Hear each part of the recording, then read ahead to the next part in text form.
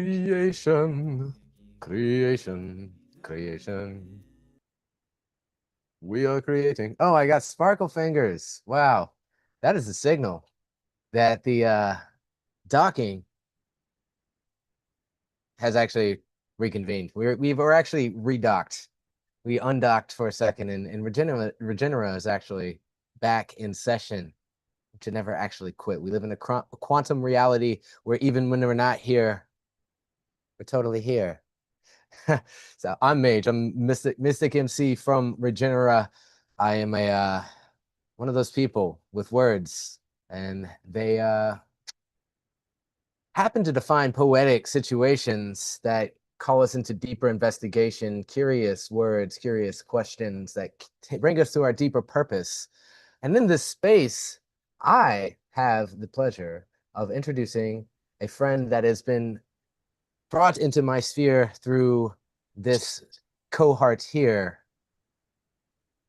Their birth name, Mark Farrell, but they go by the name of Kane. And it's a exploration of queer futures during times of transition, as they are located at the intersection of intention and identity.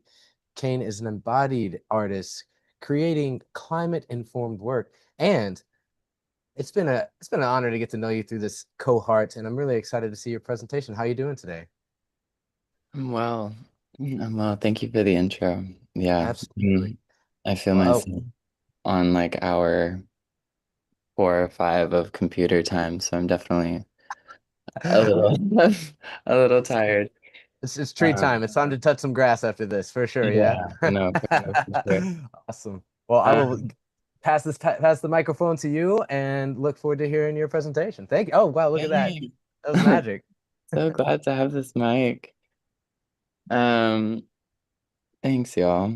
It's really sweet to be here today and to share this. It's been a really cool portal to formalize a lot of ideas that has been swirling for a while. Um, I want to just start us out with like a video that I put together that is just kind of a showcase of some of my work and kind of a vibe. Um, so yeah, without further ado, I'll just do that. And I'll make sure to share sound and optimize for video sharing. And enjoy.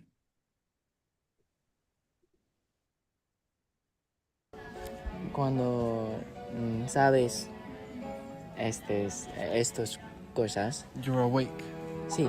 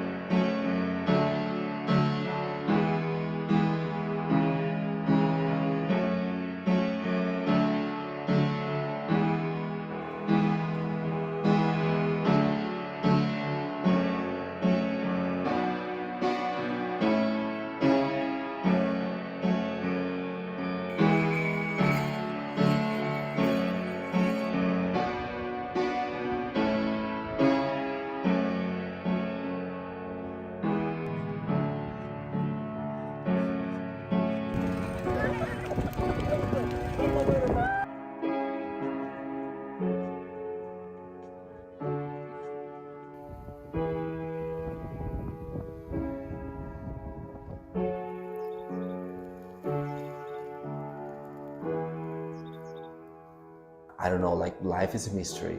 Right. And I like to trust in the mystery of life.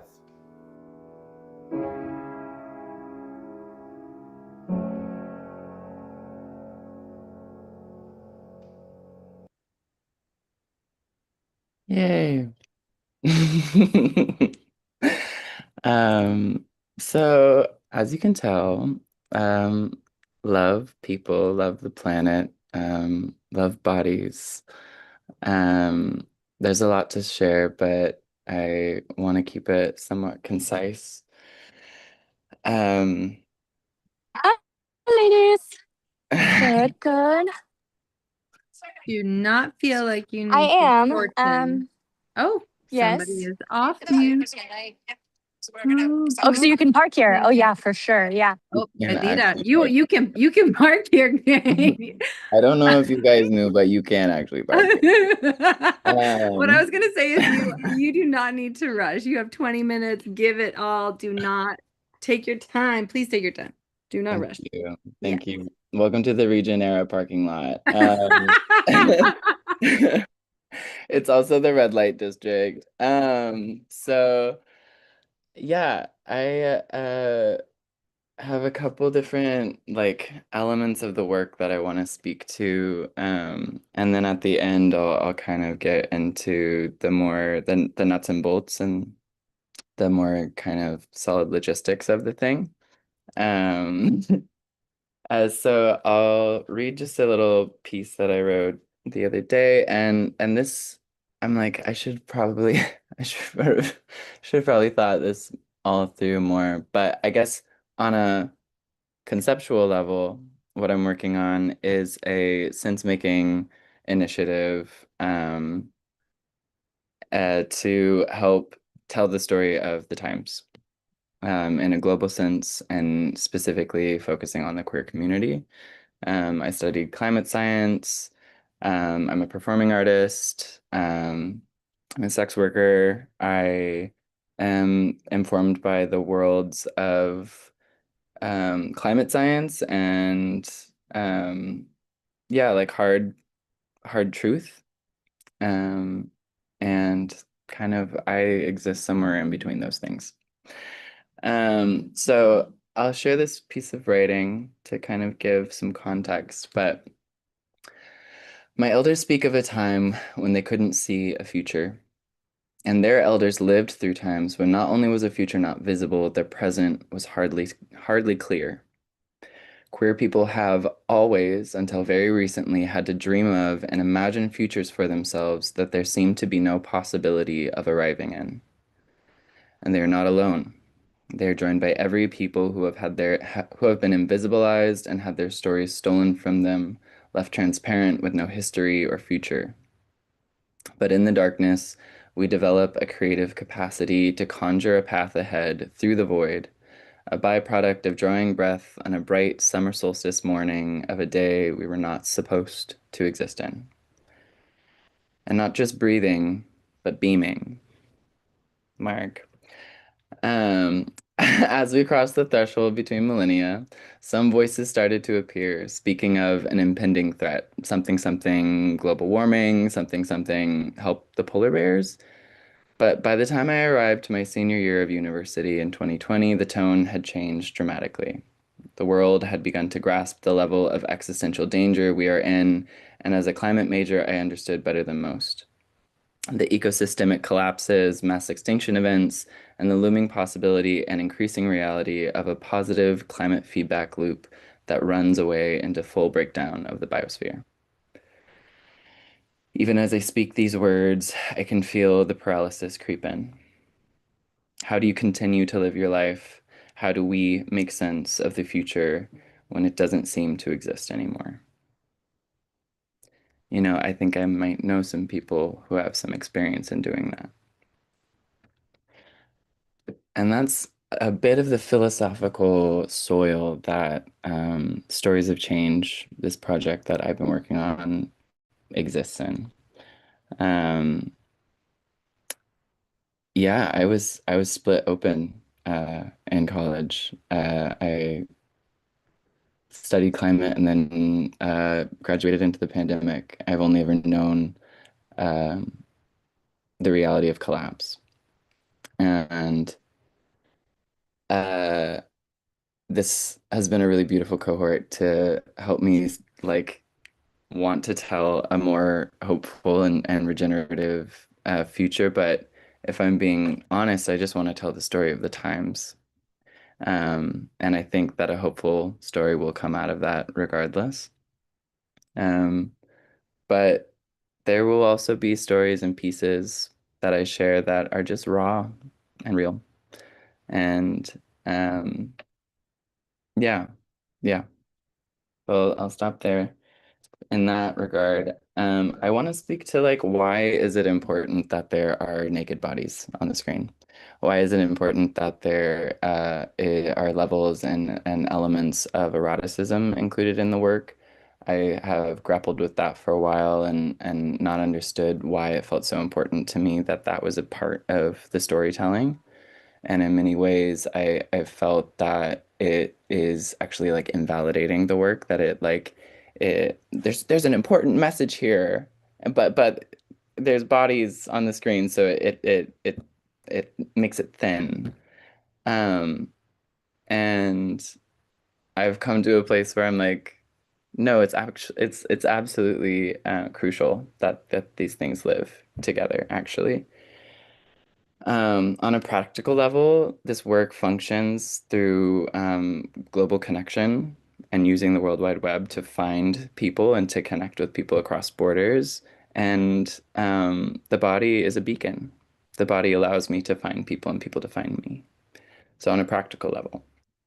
I also was so frustrated coming out of climate science and it just being charts. Like it's just being IPCC reports and there's nothing I can feel about that. There's nothing that really lands in my body about climate change when I'm looking at a chart. But what does land for me is a body laid bare, experiencing and letting and telling me the experience of living the numbers that they're seeing. How is that landing in their lives and in their bodies? Like I want to feel it. Like we have the numbers, we have the data, nothing is happening. And I think the gap is because there isn't an actual embodied understanding and feeling of it. So there's an imperative there that the two find each other. Um, yeah. And I think in that there's an antidote to numbness as well. Um, yeah. So erotic aliveness just like needs to be a part of the climate discussion, and I want to be a part of doing that. Um, I'm gonna move to some slides that I have to kind of round it out, um, which kind of also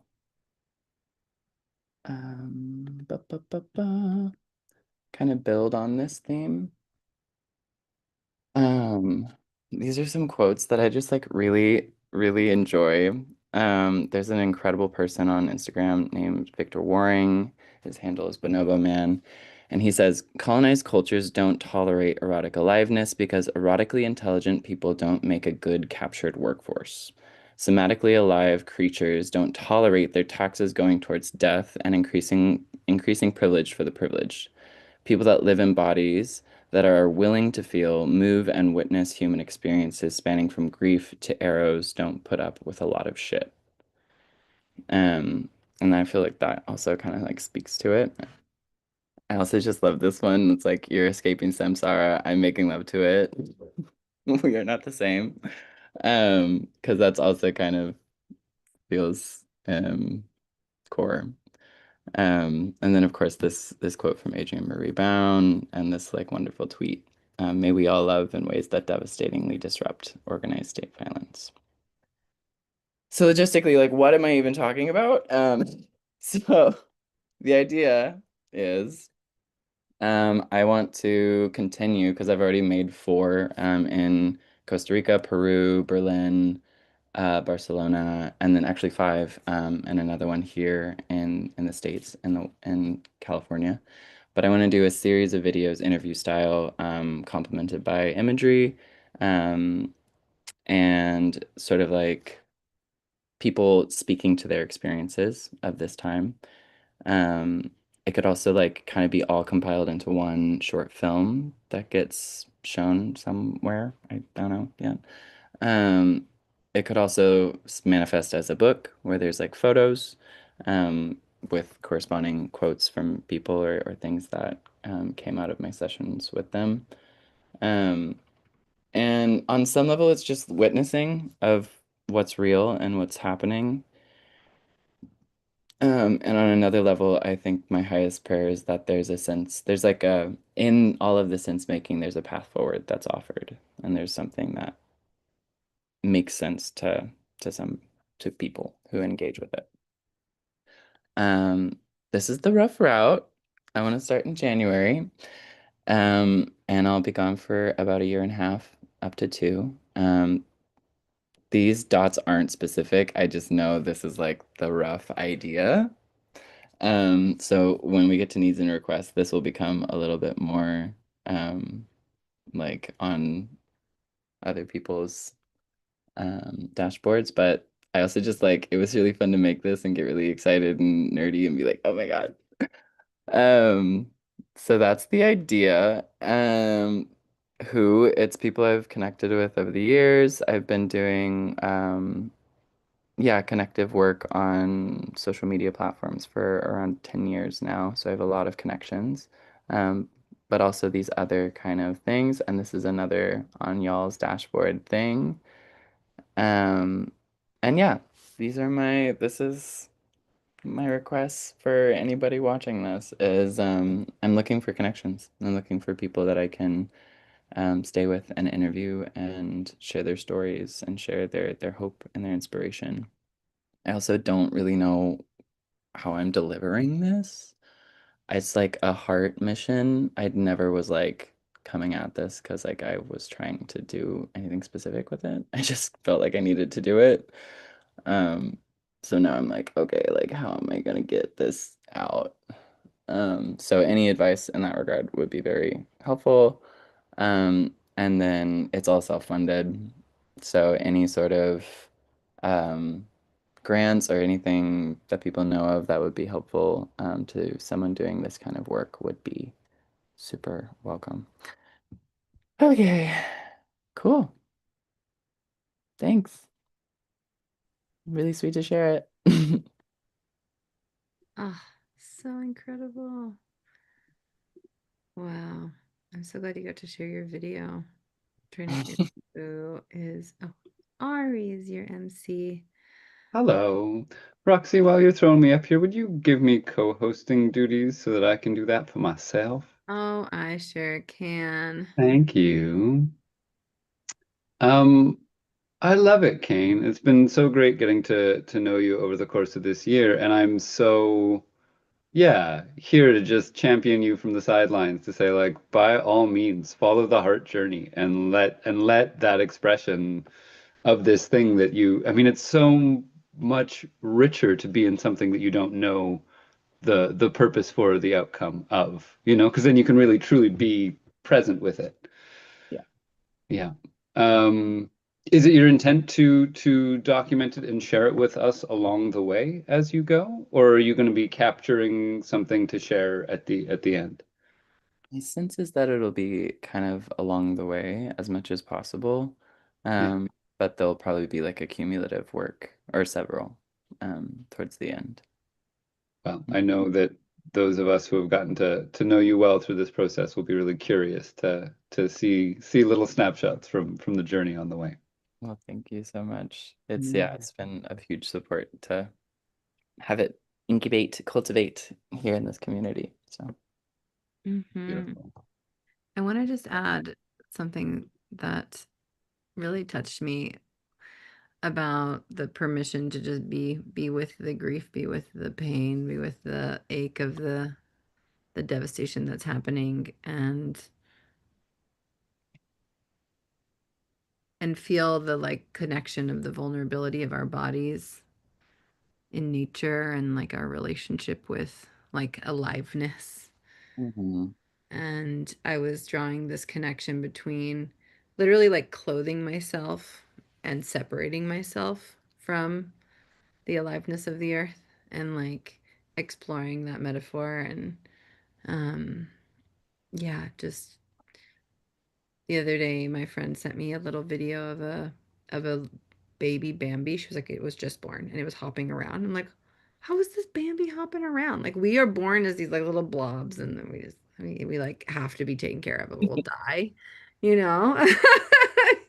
Right. So silly. As humans, we do not come out being able to take care of ourselves at all.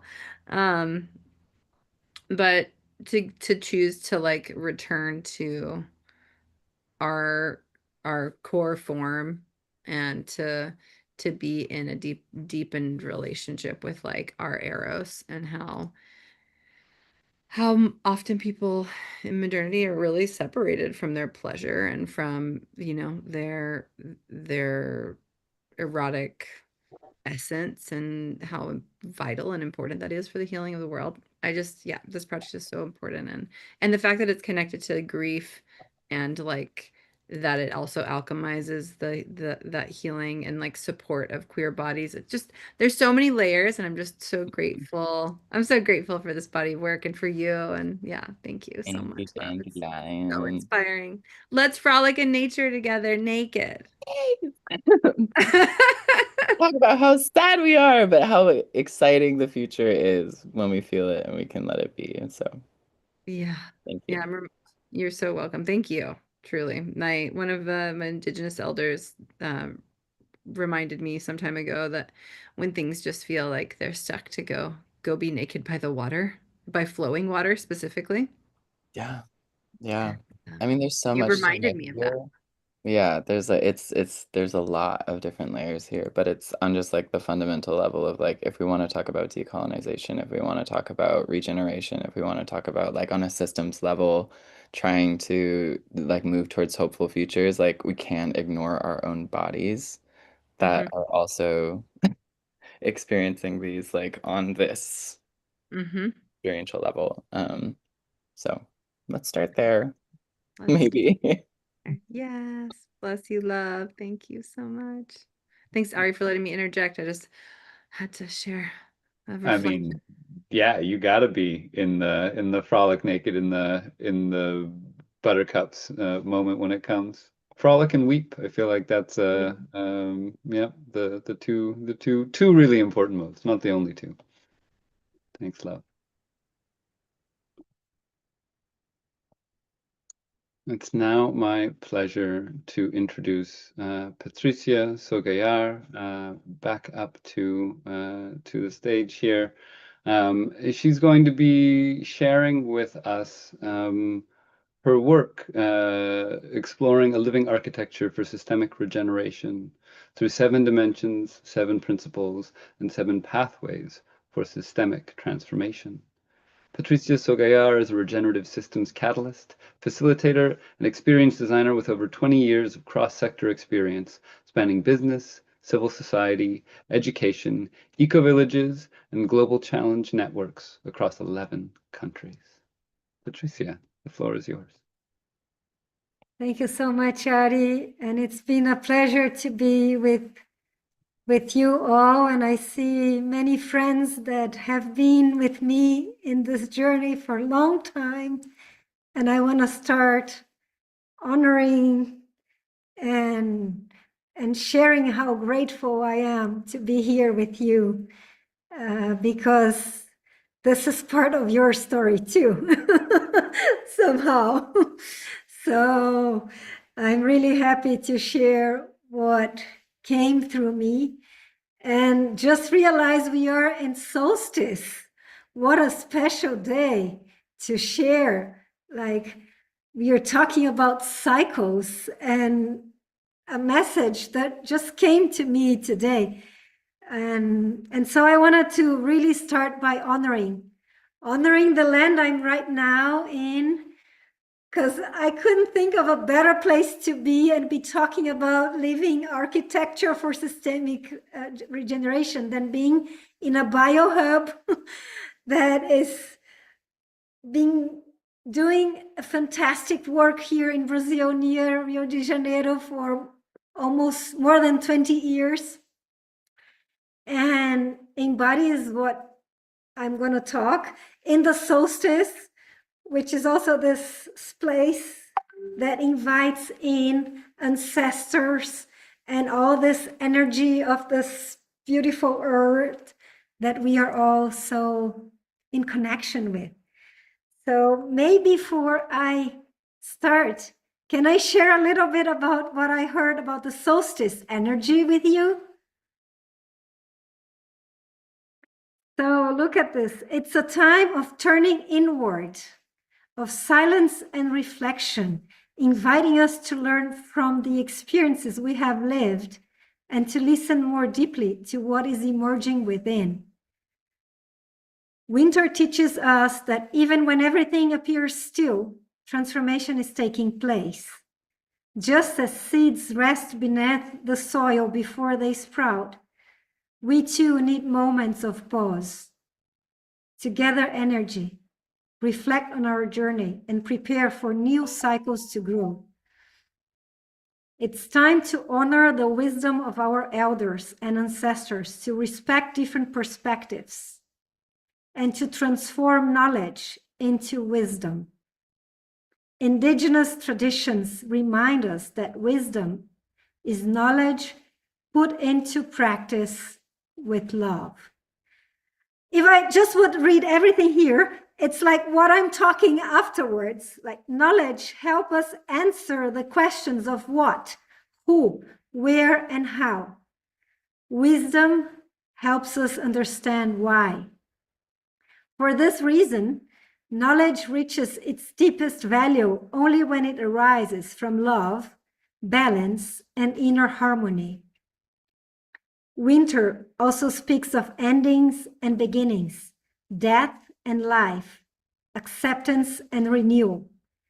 It invites us to forgive, cultivate compassion, release old patterns, and strengthen our spirit.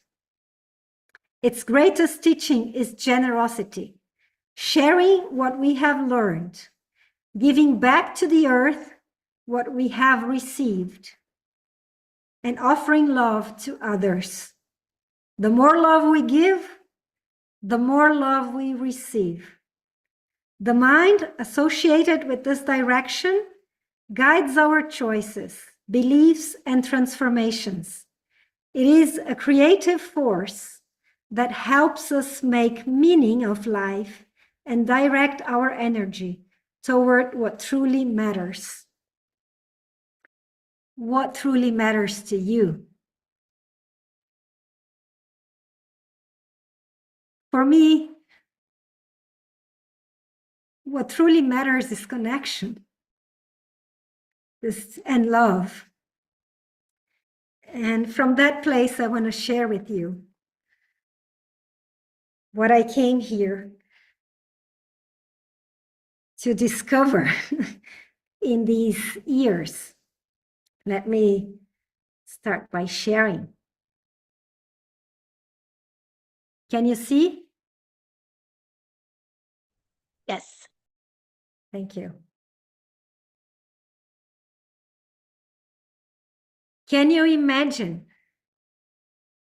the planet Earth in all its abundance, bringing us that love back, and we all flourishing in this work with ease, joy, and grace? So my big question has been like, what is truly required? Like, I've been in a whole journey out of questions, I must say. But the one I'm talking about the story of how I came after this presentation. For now, I will talk about the living architecture for itself. And the main question for me that emerges so we came to the living architecture is, what is truly required for systemic regeneration to emerge in this world where we see so much fragmentation? For me, this integration is the key to the next level that we need to go in order to really have that systemic regeneration. So the question would be, how do you move from isolated initiatives who are awesome? I mean, everybody in this room have amazing projects. So what could happen if we could really coordinate those efforts and work together in collaboration? What else would be possible? So that's the quest. And let's go there.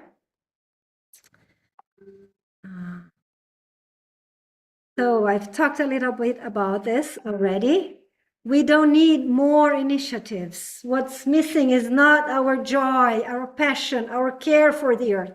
It's really about connection, coherence, and coordination. How do we do that? And so I came with this image of the sumauma tree, which is this Brazilian Amazon tree representing the great mother with all Gaia's wisdom, like our home, our compass.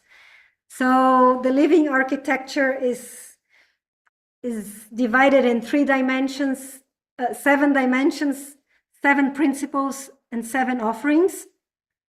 So the dimensions being kind of this field, what are the conditions needed for us really to be able to live systemic regeneration? The principles as the roots, what are the values, those deep values that really nourish and allow that to sustain in time? And the offerings as the branches, and the impact we can do, the systemic impact, like the fruits. And so let's go into the dimensions. Are you curious? I'm not seeing many people here. Let me try to go to the other. I love to see you. Great. Now I'm seeing you better. So for those dimensions, the first one that I put, which is not in number, is love. Because I feel like that's really the field. That's the living force that sustains, that connects, that weaves all together. And we, with all the fears we are facing and the separation we are living, we somehow disconnected from that force. So there is a gateway to flow again with life. And that gateway is kind of facing fear, is the name of the dimension. It's just not just fear, but as we were mentioning before, how do we come back to allow those feelings to go through us, to transmute, to move? So allowing grief, allowing fear, allowing sadness to be seen, to be honored, and through that be transmuted, and opening the gateway for us to flow again with life.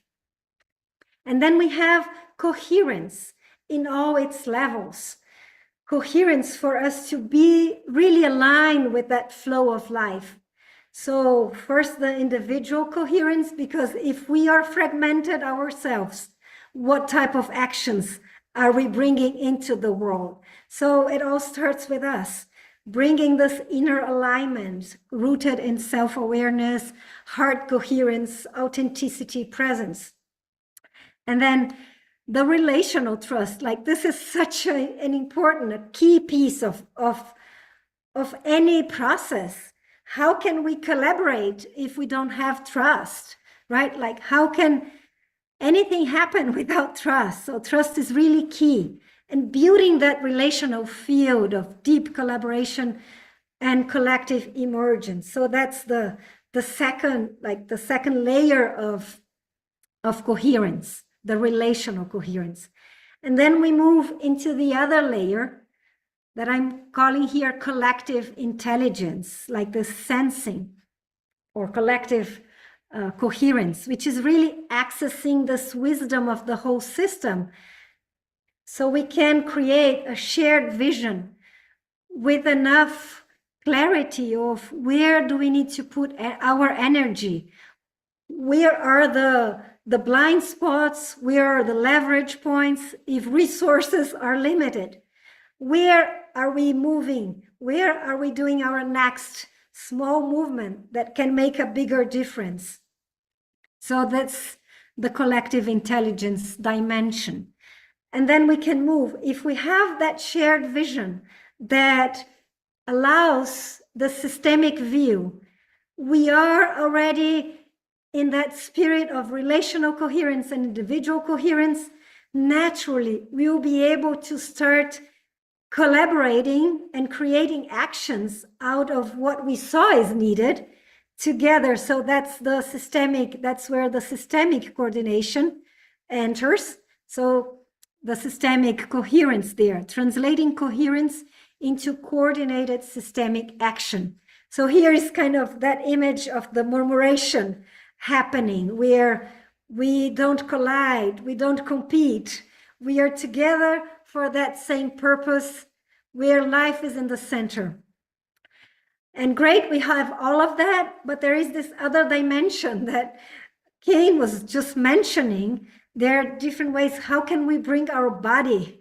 We have been so much here in our heads, disconnected from our bodies. So how can we bring that in, integrating that in practices, in experiences, so real transformation can happen? So those were the 4 dimensions as the conditions that would allow systemic regeneration to happen. And then what are the principles that could support that? So the first one, life is in the center of our decisions. So if we put that in the center in everything we design, then probably our world would be different. The other one is interbeing, and our beautiful African friends know that for longer and are practicing that Ubuntu, I am because you are. So how can we really recognize and reconnect to that sense of we are all interconnected? The third principle is deep listening or deep regenerative listening. How can we really go there? We practiced a little bit here when we were experiencing the methodology. Like how can we really go back to deep listening ourselves, others, but the earth in the first place, and the earth is ourselves as well. So how can we really reconnect and put the earth in the center, life in the center, and see what is it asking from us right now? What does Gaia need from us right now? Are we really aligned to it or not? Are we listening? Are we listening to what our role is, to what our natural gifts are? What is our part? So this is all deep listening. The emergence is the other principle, which is like really when we allow this intelligence to talk to us through this deep listening and see what wants to emerge. We are there as midwives of this life force. What's next? Serving the earth and not the other way around. And in regenerative mindset as the other principle, very important. I've put here the curiosity, the heart coherence, the responsibility that we need to take back to us. But I was thinking there are 2 core beliefs that enter here in the regenerative mindset, that if we embody those beliefs, many things would change. And let me bring them and see if that resonates with you. One of them is, what if we have already everything we need? We have already enough. There is for all. There is for all.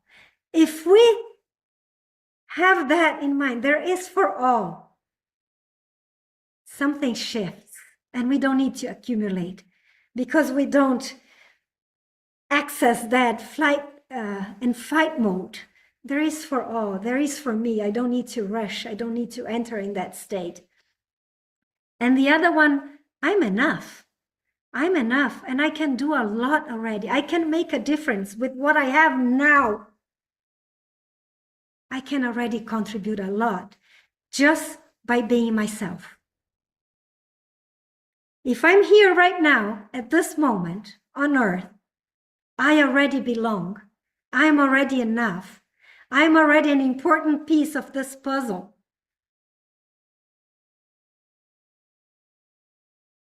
I wanted to invite you to just breathe in with those two beliefs and see what that makes in your own body. I have everything I need. There is for everyone. With what I am, I can already contribute to this world I'm building. I don't need one more course, one more this, one more that.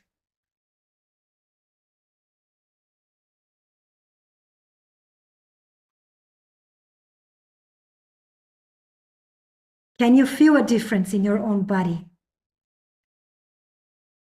Can you feel an expansion?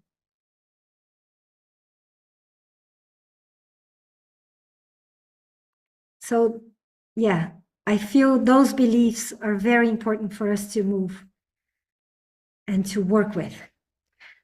The other principle, planetary care. So the Earth and future generations are living partners in what we are doing. And last but not least, in fact, it again carries everything, love in action. Love expressing as a practical, systemic, and living force that sustains the field. How am I being that expression in my day-to-day life? Is that making any sense to you all so far? Yes? Wonderful. Absolutely. Thank you. So if that makes sense, if we have those principles and we have those dimensions, so how can we turn that into practice? I love the theories, but what I love most is contributing, really seeing that my action is contributing to change the world now. Like, I want to see that. So what could be some offerings? We came here with 7 offerings. And well, one of them is the methodology that kind of embodies everything that I have talked so far about not just the principles are in between, but also the dimensions. So the methodology embraces the inner coherence, the relational trust, the collective intelligence, the systemic coordination, like moving in those expansion circles. But as a transversal thing, we have facing fear or all our emotions, allowing them, the love in the center, and embodiment. That's part of the methodology, but it's not a fixed methodology. We are all here working with different methodologies, and this one is kind of a meta frame that embodies and includes everything else.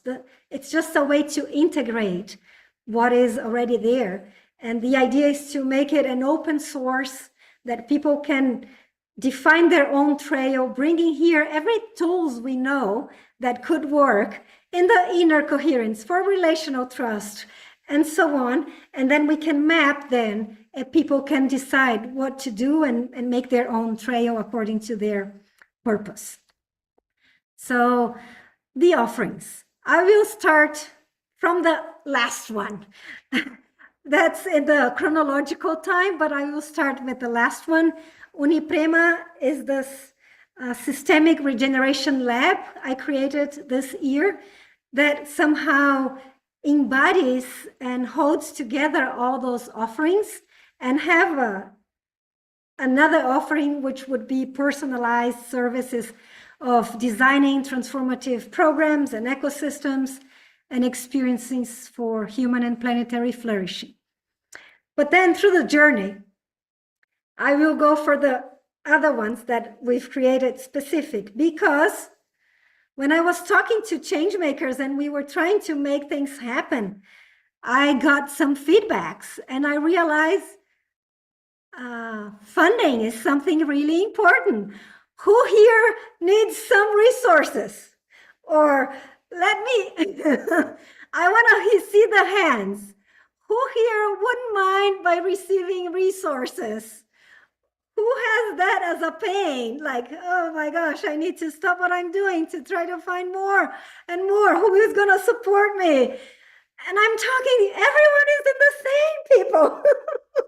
So here, that's why we came to this as the first option, fund of the funds. This would be a place for regenerative capital for systemic transition. And I had this reflection, you know, money is like this part of the system. And if we see nature and the whole system, we are talking like about this much abundance, and we are here struggling and even competing between ourselves to this part here that is so little. And even if we would cooperate and get all that money, that wouldn't be enough for all the change that is needed for now. So it's like, why don't we align back to nature? Nature is abundant in itself. We are workers of nature. We are workers of the earth. So how does nature pay us back? With abundance. Why are we not accessing it?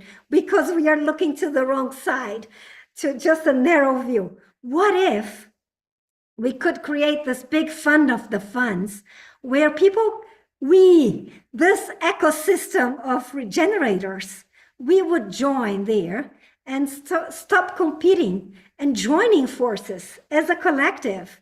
We are the ones working for nature. What are the resources we have in terms of, we work with 8 capitals. Money is one part of it, and our time, and our resources, and our connections, and our intelligence. We have so much abundance already in the network. I see each faces here, and I was like, oh my God, we could already be changing the world. Like, we could be seeing the world change and the war stop, and so much more impact we could have if we could really collaborate and put there, you know, like those big needs and offerings, market sharing resources, and so working as a collective. Anyway, so this is the fund of funds. And then the Gaia Lab. The Gaia Lab is the Gaia Coordination Lab, is this multi-stakeholder coordination, activating collective intelligence and regenerative action. So yeah, that's really the place where Gaia is in the center. We are all listening to her, seeing what is it that she needs and working towards those needs together. And then the methodology, which I just shared, within the methodology, 4D mapping is one that we use. The Phoenix Passage is this journey that helps us go from fear to regeneration and transformation, helping the path of transformation, uncertainty, how we navigate that absenceing part of that is present.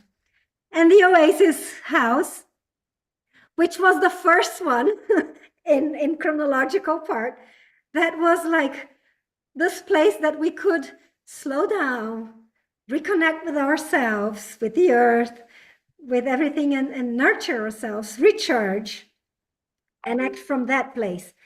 But now it is there, and it's this big portal we could create where we can see ourselves as the system, where we, in that system, we belong, we care for each other, and we cultivate those relationships. So this is kind of a bit of each of the offerings. And you may think, oh, this is all too interesting, but it seems very abstract. It won't be possible, but we are testing it. And we want to start with a pilot by activating, for now, the well-being ecosystem in Brazil, with the idea of afterwards being possible to expand to the well-being ecosystem in the world. So for the Fund of Funds, we thought working with the giving circles, like making this big campaign, 1,000 women giving 1,000 reais and contributing not just with money, but also with their vision, with their voice, with their wisdom, with their stories, you know? And so people co-create. They just not give the money, but we are co-creating that together. You know that story that we are the ones we are waiting for? So yes, we are the ones we are waiting for. So, and women are a big part of that, even that big change. And we will use the Gaia Coordination Lab, bringing then diverse representatives from across those systems, building them, going through the methodology, and using also other types of methodology, because as I said, it's kind of this frame. So bringing art and nonviolent communication, new theory, art of hosting, and other complementary methodologies, so that we can really have as this result a more impactful result, a systemic impact, with an ecosystem capable of coordinating actions, mobilizing regenerative capital, and amplifying those existing initiatives, strengthening a culture of care, generating systemic impact for people and planet. So if we think the world as it is, with all the mental health problems and issues and everybody's,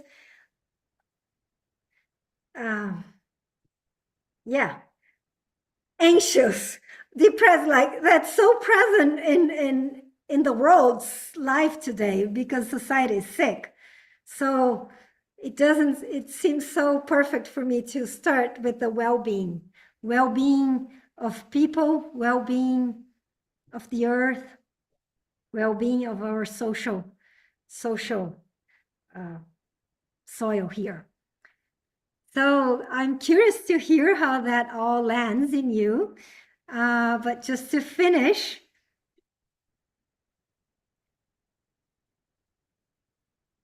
we want to make this call to action here.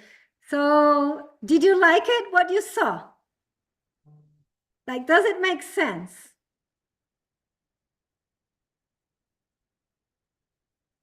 If it resonates at some level to you, so we would invite you to participate, experience it through the transformative journeys or regenerative practices, immersive learning experiences, and collaborate, because we are just building it. So if you want to help be part of this, who needs to be, how do we need to design this fund of the funds? Who needs to be in the Gaia lab? You know, like all those things, it's open for us to design that together. So if you want to contribute there, welcome.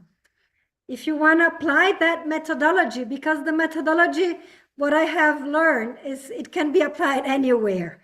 It's a possibility for you to generating more coherence and coordinated action, reducing the waste of resources anywhere. So if you want to apply that in your organization, your community, in your ecosystem or network, pilot it there. Or if you want to fund one of those projects, fund this first pilot, fund whatever you want to feel called to fund, and be part of it. Anyway, so contributions are all welcome, because regeneration, it's not something we build alone. It's something really we cultivate together. And so being together with any contribution matters, because it will strengthen this pathway as the whole. So that's for the presentation, and just an information that we are in the Topia world, which is this 3 3D virtual exhibition where all projects are there. So there I have put a more detailed explanation and presentation, which you can find in this one by clicking here, or you can go there and see the Sumauma tree there and explore how we moved from Casa Oasis to 7 dimensions and the whole living architecture. So I stop for now because I want to see all of you to see what resonates and yeah, would love to hear a word at least of who wants to be together. Let's build this together. We are one.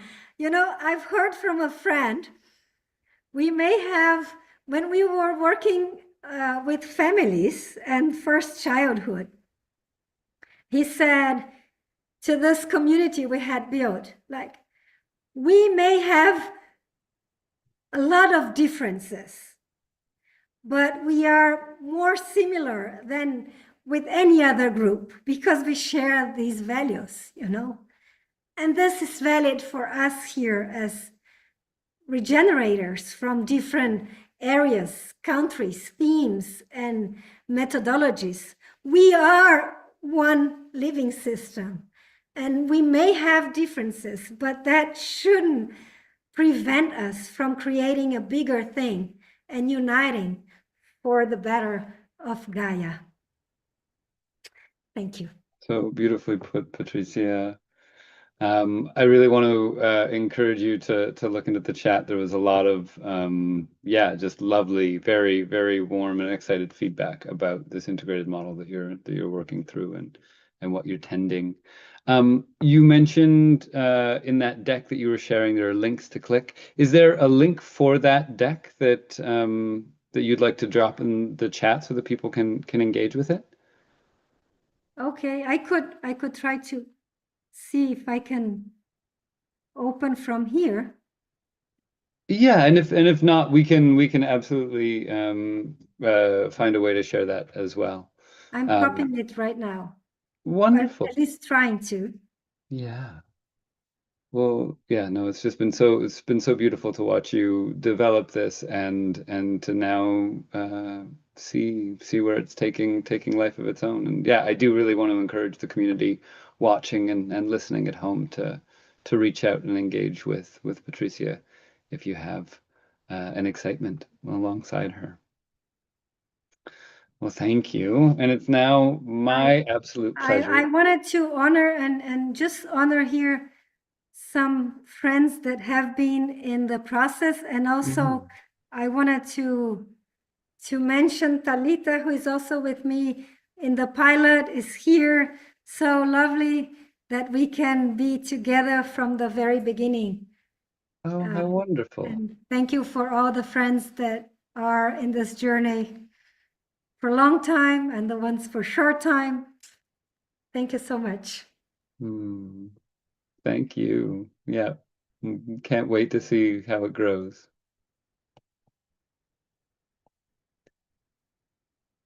And it's now my absolute delight to introduce from the other side of the world from me, but also a place where we are in the heart of winter, where the winter solstice is alive while the summer solstice shines on me. Raquel Woods, who's up early in the day to be with us, to be able to be here. And, you know, through this year, I've been so, yeah, appreciative of your willingness to be with us from the other side of the world. Raquel listens and follows the threads to see where life takes her. Books have been her companion alongside the quest of nature, sound, and pilgrimages that have helped her disengage from the stories and programs that are stored in the psyche and unconscious. This at times has led to turbulent waves and crises of faith, but Raquel's values of freedom and truth have called her into herself and her own sovereignty.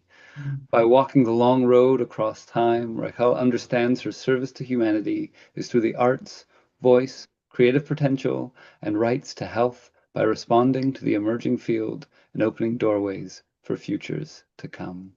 Raquel, so lovely to be with you today. Oh, thanks, Ari.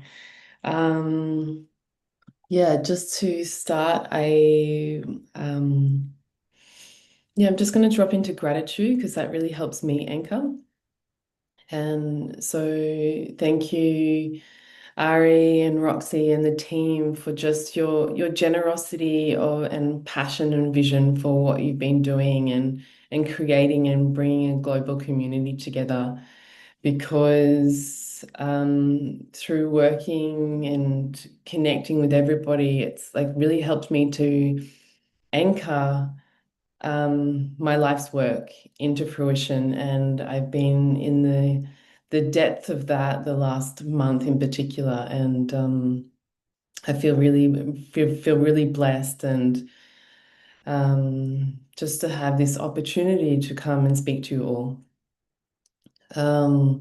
Thank you to Kane and Patricia for your offerings because I feel like they both really resonate with me and how I have walked my path and in particular around pilgrimages and not knowing where the next step is and what's needed and then this sense of really coming into our own inner navigation system. And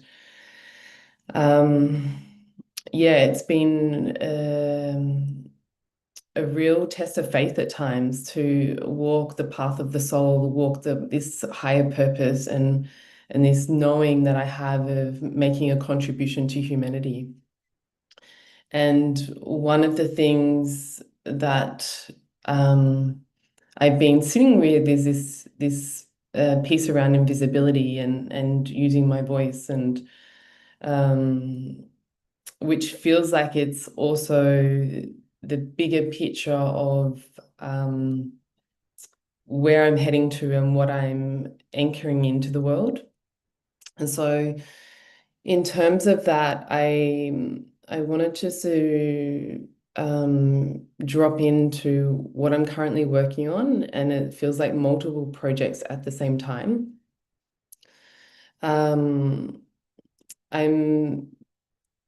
I'm very passionate about shifting this mindset from struggle to thriving. And I feel like we all have the potential and it's not even the potential, it's the right to thrive in this world. And I'm very curious about bringing people together to feel into what's in the invisibility, into the field of and to dream into that space. And so a lot of the research and support connections that I've been making over the last few years is around the brain and the nervous system and fascia. And I'm doing a big piece around the body at the moment because the body needs a place to anchor. Our inner navigation or to thrive in the world is we need a place to anchor, and I feel like that anchor point is the body. So yeah, I'm in the process of creating a support for people who don't know how to access support, and that's in relationship to health and what is good support. How do I find the right support? How do I end support? And also to help people to be resourceful, especially when there's not a lot of financial support. So that's more of a community offering for me that I'm really passionate through my own health journey and navigating my nervous system and where I've also not felt empowered, and I want people to feel empowered to be able to sort and gather information so that they can make the choice that's right for them. And the other part of this, I've already spoken about the inner navigation system and responding from the emerging field. And the third piece for me, which is a big body of work, is about the unspoken and what is in the unspoken. And when I don't name something, it stays in the space. When other people don't name or there's secrecy, it stays in our space. And so how can I and how can I support others to really clear up our space, our integrity, our use of our words, to really come in and be powerful creators of our lives? So that feels really important for me. And to do that in a way that is not in a therapeutic lens, but uses art and creativity. And I'm just going to pause.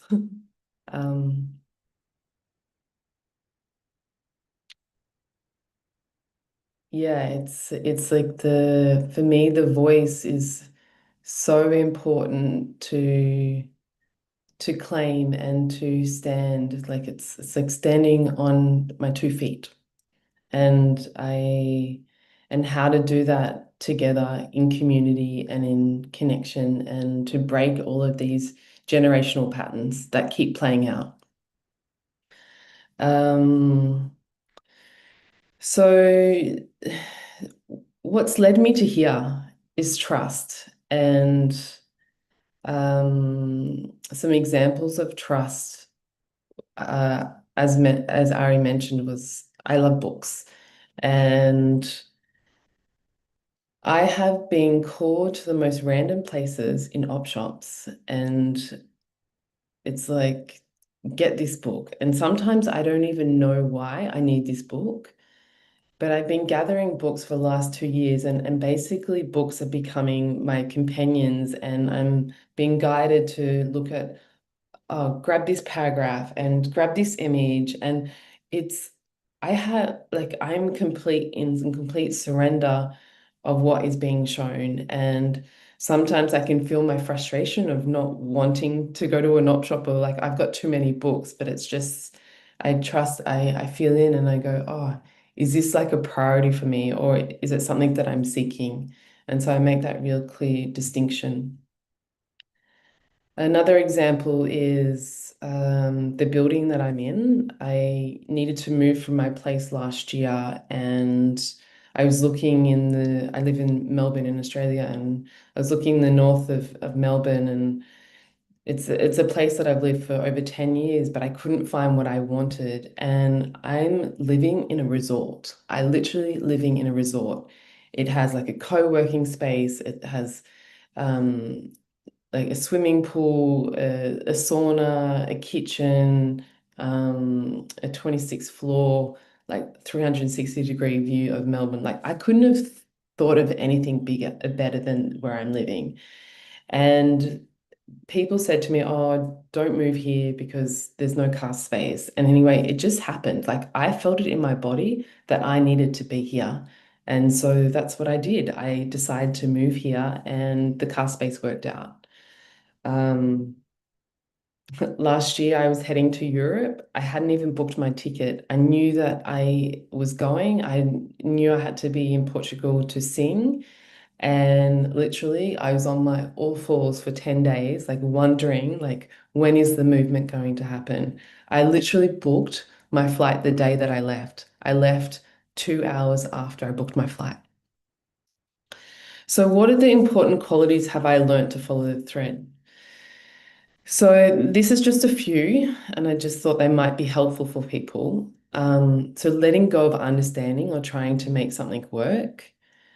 Like my experience with Europe, feel the movement and the shifts and the quality of presence. Like it's like helping me to gain clarity around when do I feel expanded or when do I feel contracted? Pausing helps me to anchor in myself and in my connection with myself. Identifying a group of allies that is outside family and friends. That's really important. Someone who backs me and sees me, and then I can speak independently out of those contexts. So it's what's the word? Objective. And I can also, for me, growth is so important. It's about being able to see different perspectives and operating from a place of empowerment. Yeah, sometimes it's important to keep ideas and information close. And the reason why is then life shows me what I'm experiencing or what my awareness is showing me. And then it affirms and helps me to trust myself more. Stop searching is a great one. I know how I have searched a lot out of my life of like resources and support and but everything is actually here in the body, and there's worlds within our bodies. Like it's incredible. Like the intelligence that we all have and the potential is huge. And then the last one is the reminder to rest in the body and listen. And that is even just to yeah, after an appointment or catching up with friends, take 5 minutes. It's only 5 minutes just to pause and allow that experience to integrate before the next movement comes. And I find that also helps me to balance and re-energizes my energy levels. And yeah, my last kind of point that I wanted to bring up was yeah, just to yeah, what has like supported my journey. And this is just things that I've noticed that feel really important to me, and it's noticing the endings, beginnings, and gaps. Like really as yeah, right relationship. I really value right relationship and with people and finding a way where there's a win-win situation. So to resolve conflict, being comfortable in the unknown, naming. So naming, even if I don't know what to say, it's like, I don't know what to say, and then going from that place. Exploring the polarity. So it's not all light and love. That's spiritual bypassing. It's actually being able to hold the polarity and see them both and experience them both. And the last one is shifting from the story to what is possible. It's time that we stop being in the drama of things and to actually connect into our full potential as human beings. Thank you for hearing me and being with me and listening to me. And yeah, I feel really full in my heart for being here.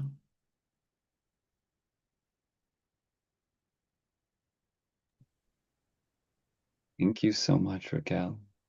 It's a gift you have to speak directly from the place of your being in this moment and to speak from the heart. And yeah, really that opening from gratitude really dropped me into my own gratitude for being on this journey with everybody on the call and everybody in the program. And I'm so grateful for you for stirring that in me. Thanks, Harry.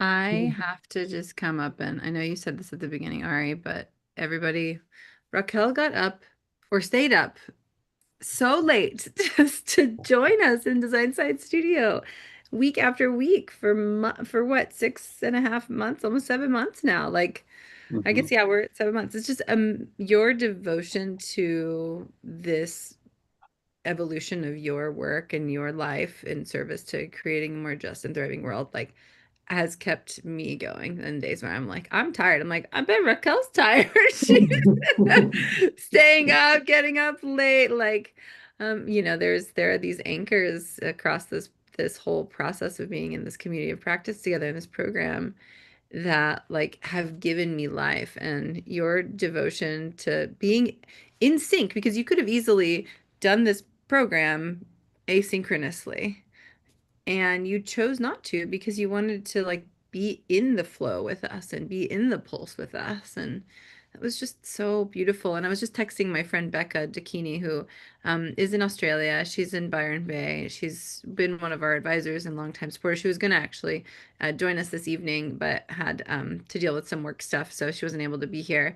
And it was right around this time that she was going to join. And so I was like, I just texted her and I was like, I know you're not here, but there's a fellow Australian who's holding it down, And I was really feeling her. I was feeling, I have a deep affinity for Australia. I lived there part-time for almost 4 years, and I'm just, yeah, just want to celebrate you for I keep saying it, but your devotion to like showing up in this way. It's been really tremendous. And now like hearing the thread that you just wove for us, it becomes more evident for me, like why that felt like the right choice for you. And I'm just so honored to be on this journey with you, Raquel. Oh, thank you, Roxy. Yeah. I feel like I just want to do a love heart. We were joking on the back end. I was like, I'm a terrible MC because I take too long and I just want to shower everyone love and just be like, but it's But true. in this moment, it's actually Yeah. the most perfect segue, because Is we it love are slated to move from Raquel's gratitude out into the wider, bigger gratitude of our appreciation of all the people that make this program possible.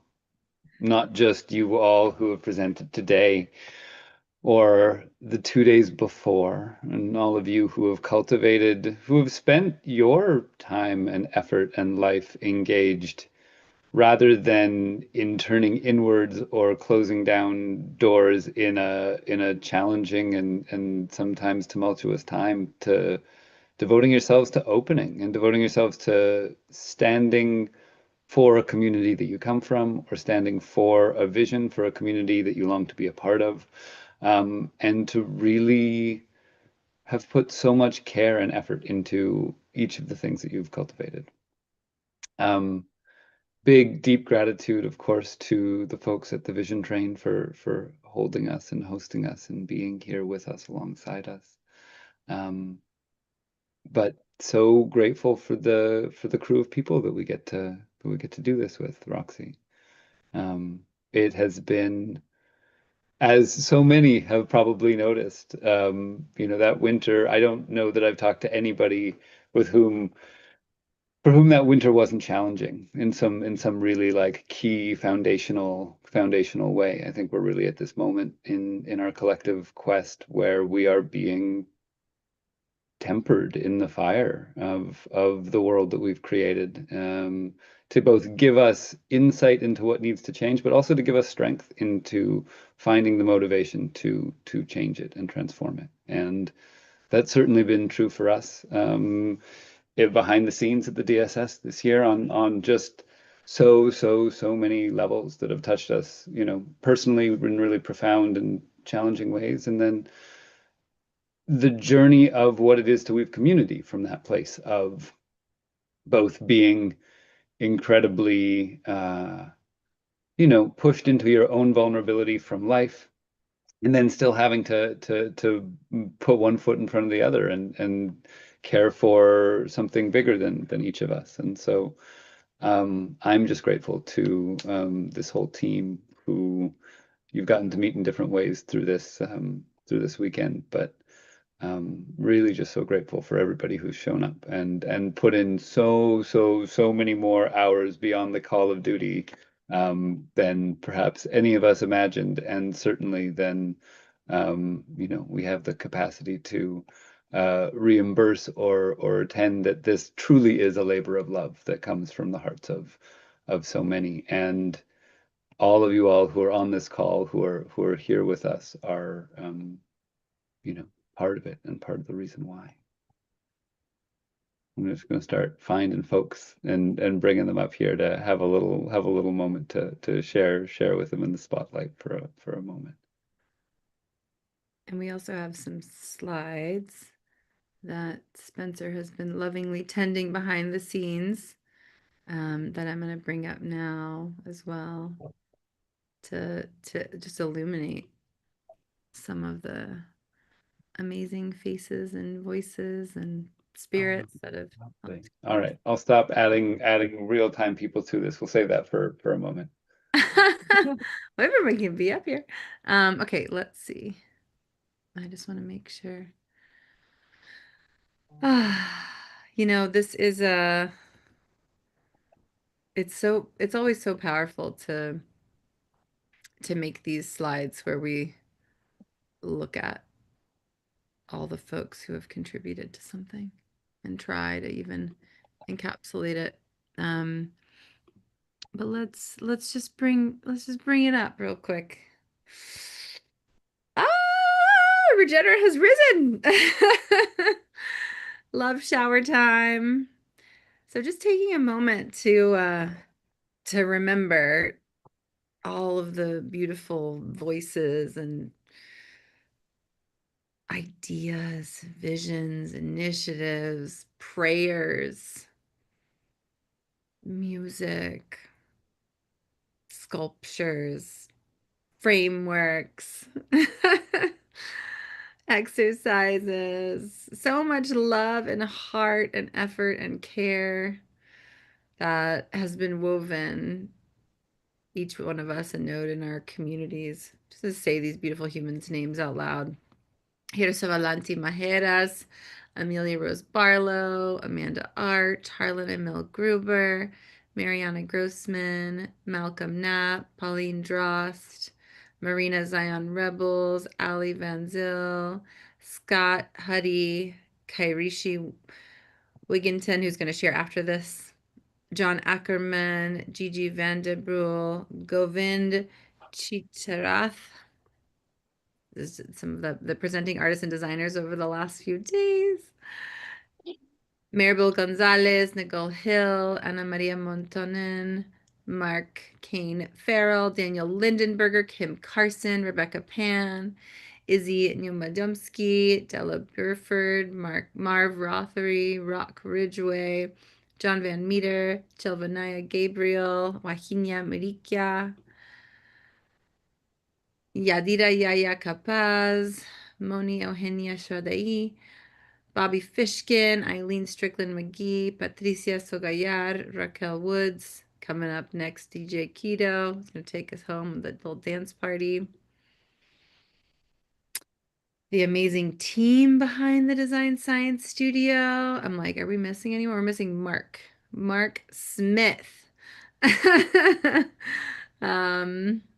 But yeah, Ari Laser, Eve Rose, Mark Smith, Yurgi, myself, Mariam, Mariette, Spencer, Gabriela, Mage, Rex. Rex is up here. Nice. Love that. And some of these are not the people, but you know what? Everyone's getting a new name. They're perfect. Those were perfect. Our partners, a big shout out to our partners.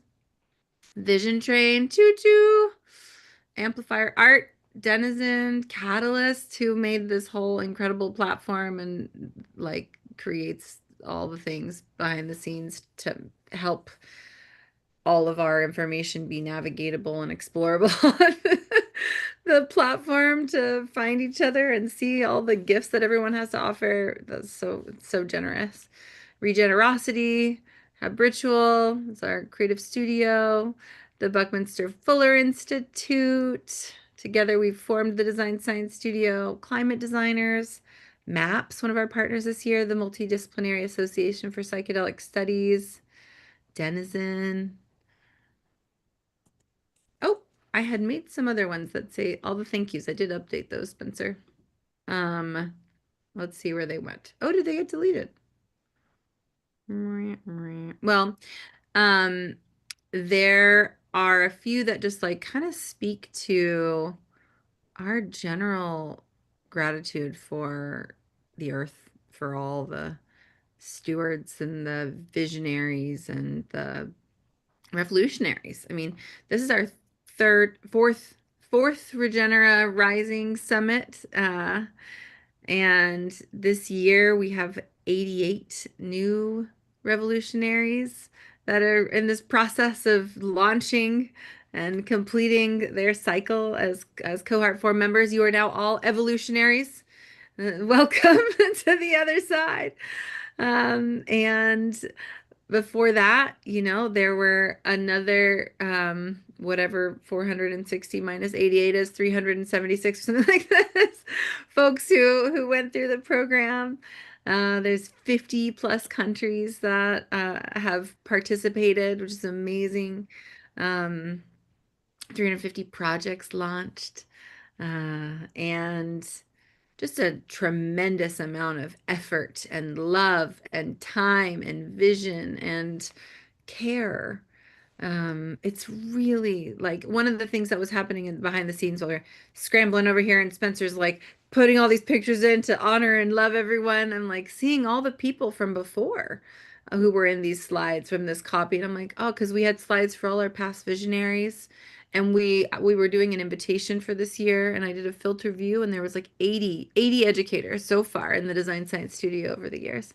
There's a ton of people who like have volunteered, for the most part, volunteered their time to share their wisdom across so many different spectrums and fields and modalities. Because we ask this big question, what does it take to co-create a world that works for all of life? What do we need to learn? What do we need to unlearn? We're on the heels of and shoulders of many giants. Buckminster Fuller is one of them, and there's the Earth itself, and so many visionaries. Donella Meadows was making a cameo over here. Mariette's got a octopus on her shoulder. We got the the wisdom of the sea, and we start with universe, and we're learning and unlearning a lot. We went through this whole educational journey because we are in this inquiry. We're on a quest. We're really asking ourselves this question: how do we build the capacity of each other, of the creative community, to be in support of helping to catalyze these just and regenerative and equitable futures for all of life? And it requires grief. It requires like hospicing. It requires a deep, honoring of where we are, but also where we're going and who we're becoming along the way. And it's just such an honor to get to do that together. A lot of this work it already feels like intense to be in a world that is both flowering and blooming and on fire. And as some of the systems crumble and others are born, we are inside of them, and we have to remember to come back together with each other, because we're not alone. And this is like such a beautiful lived experience of that, not aloneness. And we show up and support each other and amplify each other and encourage each other and learn and live together. And one of the oh, nice, you brought them back up. One of the slides that I will now get to. Thank you, Spencer. Thank you. Undo button. Yeah, so this one was all the featured speakers, volunteers, 88 revolutionaries, Gaia, our ancestors, all those whose names aren't here but have made incredible contributions to this vision, and all of those to come. Together, we launched a world that works for all of life, and this was made through our spontaneous cooperation and collaboration. We thank you for making Regenera rise. And now Regenera is going to dock on land. Wow. So I'm actually literally going to leave this call after our dance party and drive to the site because I need to do a quick site visit because there's an event happening before us.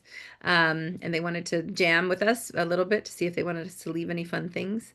But this beautiful land, that was actually where the first solar was sold, very solar punk anchor space in Hopland, California. It's called Gateway Mendocino, and we're going to be gathering there for an interdependent summit in person with all of the citizens of Regenera to come and play and continue this with each other, with the land. And it's a testament to the fact that we are not only interdependent with each other and the earth as citizens, as yeah, as an opportunity to like reinvigorate our civic imagination in this historic moment in the world, but also with all of life and with the ecosystems and with the broader body of the planet. So this is the first time ever that Regenera Rising is going to come to like a sleepover camping festival, basically. So we are all so excited and also just teeming with anticipation of what this is going to be like. And so we invite you to join us in person if you can. And yeah, with that, I will come back to your sweet faces because we are in this gratitude rain party. And just thanking everybody. I wanted to bring up some of our vision train folks too. Marina is here. And we also have, let's see, is Allie still here? Allie, from the Vision Train. They've been with us every day on this beautiful adventure. She's off camera, but Marina, you can hold the anchor for the Vision Train. And yeah, just so much gratitude to you all, to the train. I mean, we've hosted every event we've ever done online on the Vision Train. Amanda Sage, who's not here in person today, she started the Vision Train. It was her design science studio project and her painting she made, which was the Great Wave of Transformation. That was the piece that she made while in the design science studio. And it's, as she says, we're docking train cars, we're linking train cars, you know. If we're gonna tend to this regenaissance together, it's together. And Patricia was speaking to this so beautifully a few minutes ago about how this is not something that happens in isolation. This is something that we get to do together, and there is sufficiency. There's enough. There's enough for all of us to thrive and to help support and find the others. So yeah, just wanted to share a little bit from my heart. And also I just want to thank everyone for trusting me. I have a lot of really big ideas and they're very intense sometimes. And everyone gives me a lot of their time. And it's really an honor to get to co-create with all of you. I know it's a big devotional like body of work that we're all stewarding together, and it would be impossible if we didn't do it together. And so I'm just super honored. It's so beautiful what we're doing for each other and for the world, and it's just like a testament just to like sit inside of these spaces where we get to hear from everyone and just see everything that everyone's creating and witness you all supporting each other. And it just gives me a lot of hope for the future. So thank you. Thank you, Roxy. I can say that I was here in the first summit of the Design Science Studio on the Vision Train. And it was really special to see this room full of people and these inspiring talks that always comes up, and with people from all over the globe, like you're saying, linking cars and the Vision Train, the Design Science Studio, and many other projects are these hubs where thinkers can, and explorers and artists and many different kinds of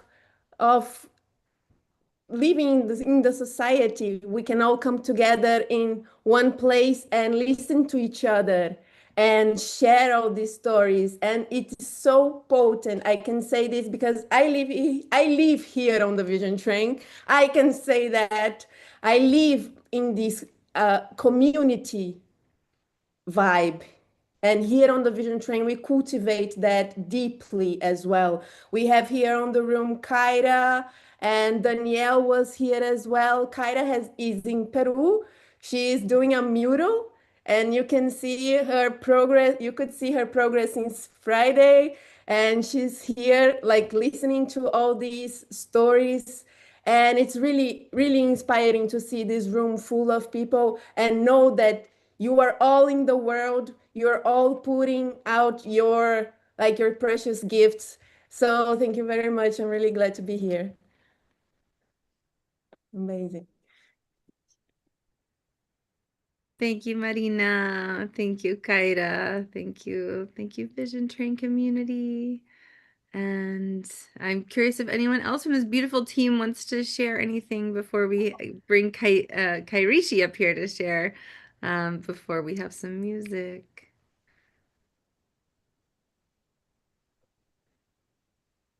Mark?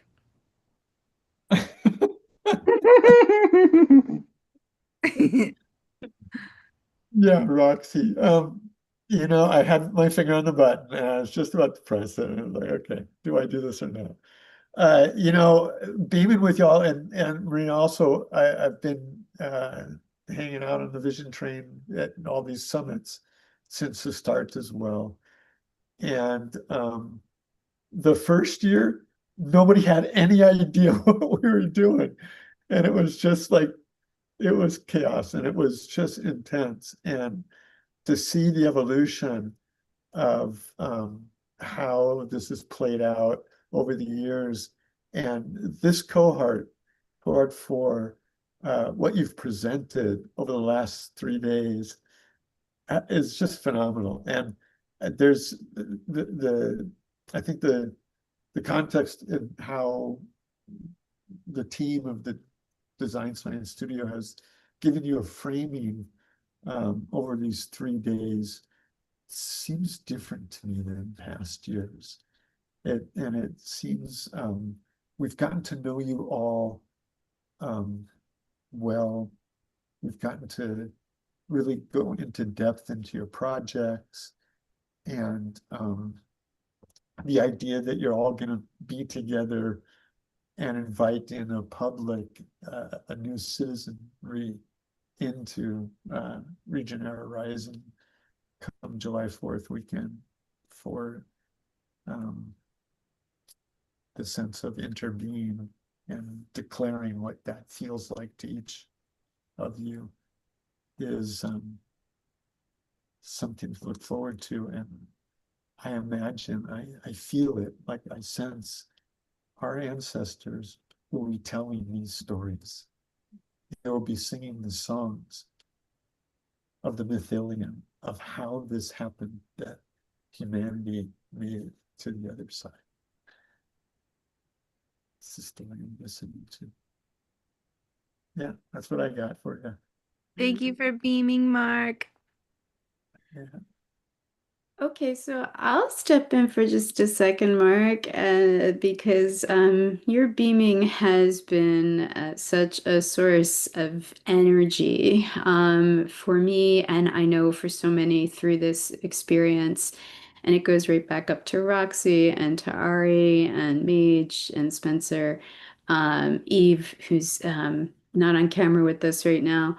And so many of the others in those slides, and all of you right now. I just want to pick up on that these are the most accelerated times that any of us have experienced. And from the beginning of the Design Science Studio to now, they're already feeling almost like different worlds.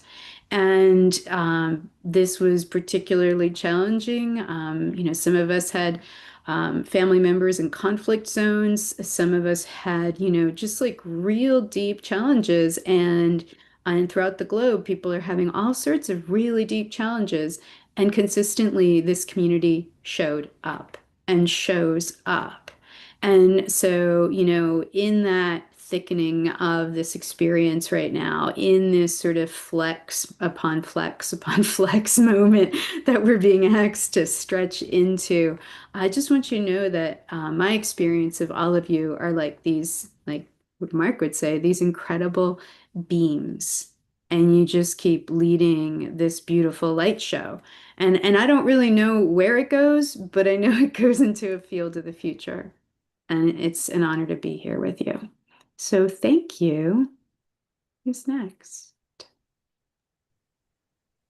I'll just go ahead and share just because it's like on the tip of my tongue, and I feel like it's catching a beam, reflecting the beam, sharing the beam, becoming the beam, as it happens. So I'm in the space where I have continually just like given myself to things that didn't reciprocate, and Design Science Studio has always reciprocated in a way that is beyond words. And like obviously nonprofit trying to get funding is always a thing, but like this is something that is so incredibly important to me. Like I'm just saying this. Like tomorrow I'm putting in a resignation at a job that I thought was my dream job because I'm choosing to live my lore. I'm choosing and tomorrow is my day that I choose to live my lore, which is the company, the creative company that I'm starting, Living Lore Creative. So I'm choosing to live my lore from this point forevermore because I mean, life is too short. And if we don't preserve and tell our stories, then no one's going to tell it for us. And this is what I do for Design Science Studio. I help with the archiving of the media, help of the, I'm the resident story tender, lots of storytellers, and preserving the wisdom of the past for the inspiration of the future. And, you know, there's this big hot topic about AI. I want to say that AI can only, data sets can only show us the past, but creativity shows us the future. So it's highly important for all of us to keep creating no matter what. And, you know, no matter how hard it gets, like we are put here on purpose. It's not an accident. So I'm gonna just slide off camera with that. But I mean, I'm still here. Anyways, thanks, y'all. So much love.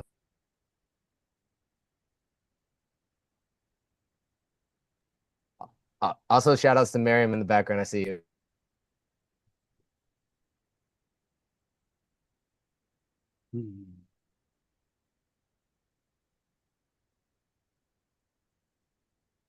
I see Eve writing in the chat. Eve says, I love you all. I'm so deeply thankful for the support, love, and encouragement that this team, community, and project beam out into the world. We love you, Eve. Love you. Love you. Yeah, and also just really celebrating Spencer, who came on board this year and joined the Heck yeah. team. Woo! Oh man, I love not having to think about what it would have been like without you, Spencer. It's really incredible. So grateful. So grateful. Holding it down. Eve called you a goat in the chat. I might have missed that. But I know you're a picnic table. You're fabulous and incredible and talented and wonderful and so dependable. It's been so amazing. And and Scratchy. Also, John, you have your hand up, and then I want to bring Kairishi up here. Yeah. What up, John? Okay, I just wanted to reach out and say thank you for this safe space that's energetic and dynamic and coming from so many directions all at once. We're a worldwide force for good, and everyone here is supportive and supported. And I just wanted to echo that because not every place is like that. And this restores my hope in the future. So thank you all. Thank you, John. Mm-hmm. I think I had an opportunity to shout you out one time this cycle, but it's worth saying again that there were a few periods where we had some downtime, and at some point we had created like a recurring patronage opportunity before we launched the one this year. And John, like, we didn't do a very good job telling anyone about it. But anyways, John signed up for it immediately. And that like $45 a month, like when I would see that come in, I was like, John loves us. Like, we have someone on the outside who believes in us. And it's so funny how like something so simple like that, just like recurring, consistent, like, and that exists with so many people's time and energy. And like, John, you've shown up so much and supported behind the scenes for years. And so I'm glad you're sitting up here with the team because you are definitely on it. Thank you. We love you. Excited to see you in person finally after all these years and hug you. Well, that's how I take my dirty money and put it in good causes. Gotta clean it. Love, love, love. I love this painting you've been working on, Kyra. Any final words from Scratchy or Ari? Oh, I was just gonna say that we'll edit that part out for you. Wait, where'd I go? Oh, wait, there I am. We'll edit that part out. Okay, they don't. I'm not green, but it's okay. Anyways, I am green. Just kidding. Anyway, just whatever. Resident Yeah. Raccoon? My only last words are just how much you all inspire me, and that's in this team here, and the hard work and the care and the dedication that everybody pours in, and it's to every one of the revolutionaries becoming evolutionaries out there. You're all amazing, and thank you for helping us tend this. You are a part of the family now, and as much as you want to lean in and be a part of this as we grow it, you are so welcome at this table. And we so look forward to learning from you in that capacity. Thank All you, right. Ari. Love you. Well, Mm. now we have the pleasure of hearing from one of our other evolutionaries, alumni from Cohort 3, Kairishi, and then DJ Keto from the Vision Train is going to give us the gift of a dance party where we get to shake it out and just integrate all of this goodness. So, the gratitude love storm is officially reached its at least for the moment pause point so that we can bring this magnificent human up here to share a bit from her heart before we dance together. All right, Kairishi, where are you at, Queen?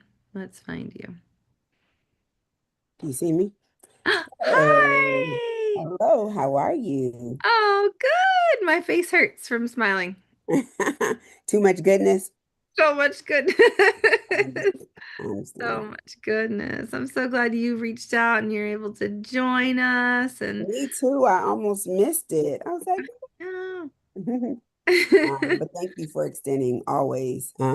I love the way DSS includes alumni. I think the so quote unquote intergenerational aspect of it with regard to the different cohorts is really powerful. And I think it's important.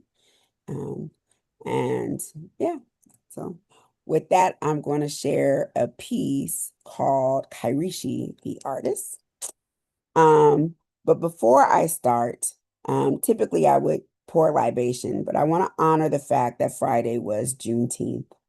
And that is such a powerful day, especially in a time when those who have power uh, would elect to cut parts of our story and hope that we forget and try to shape history in their eyes.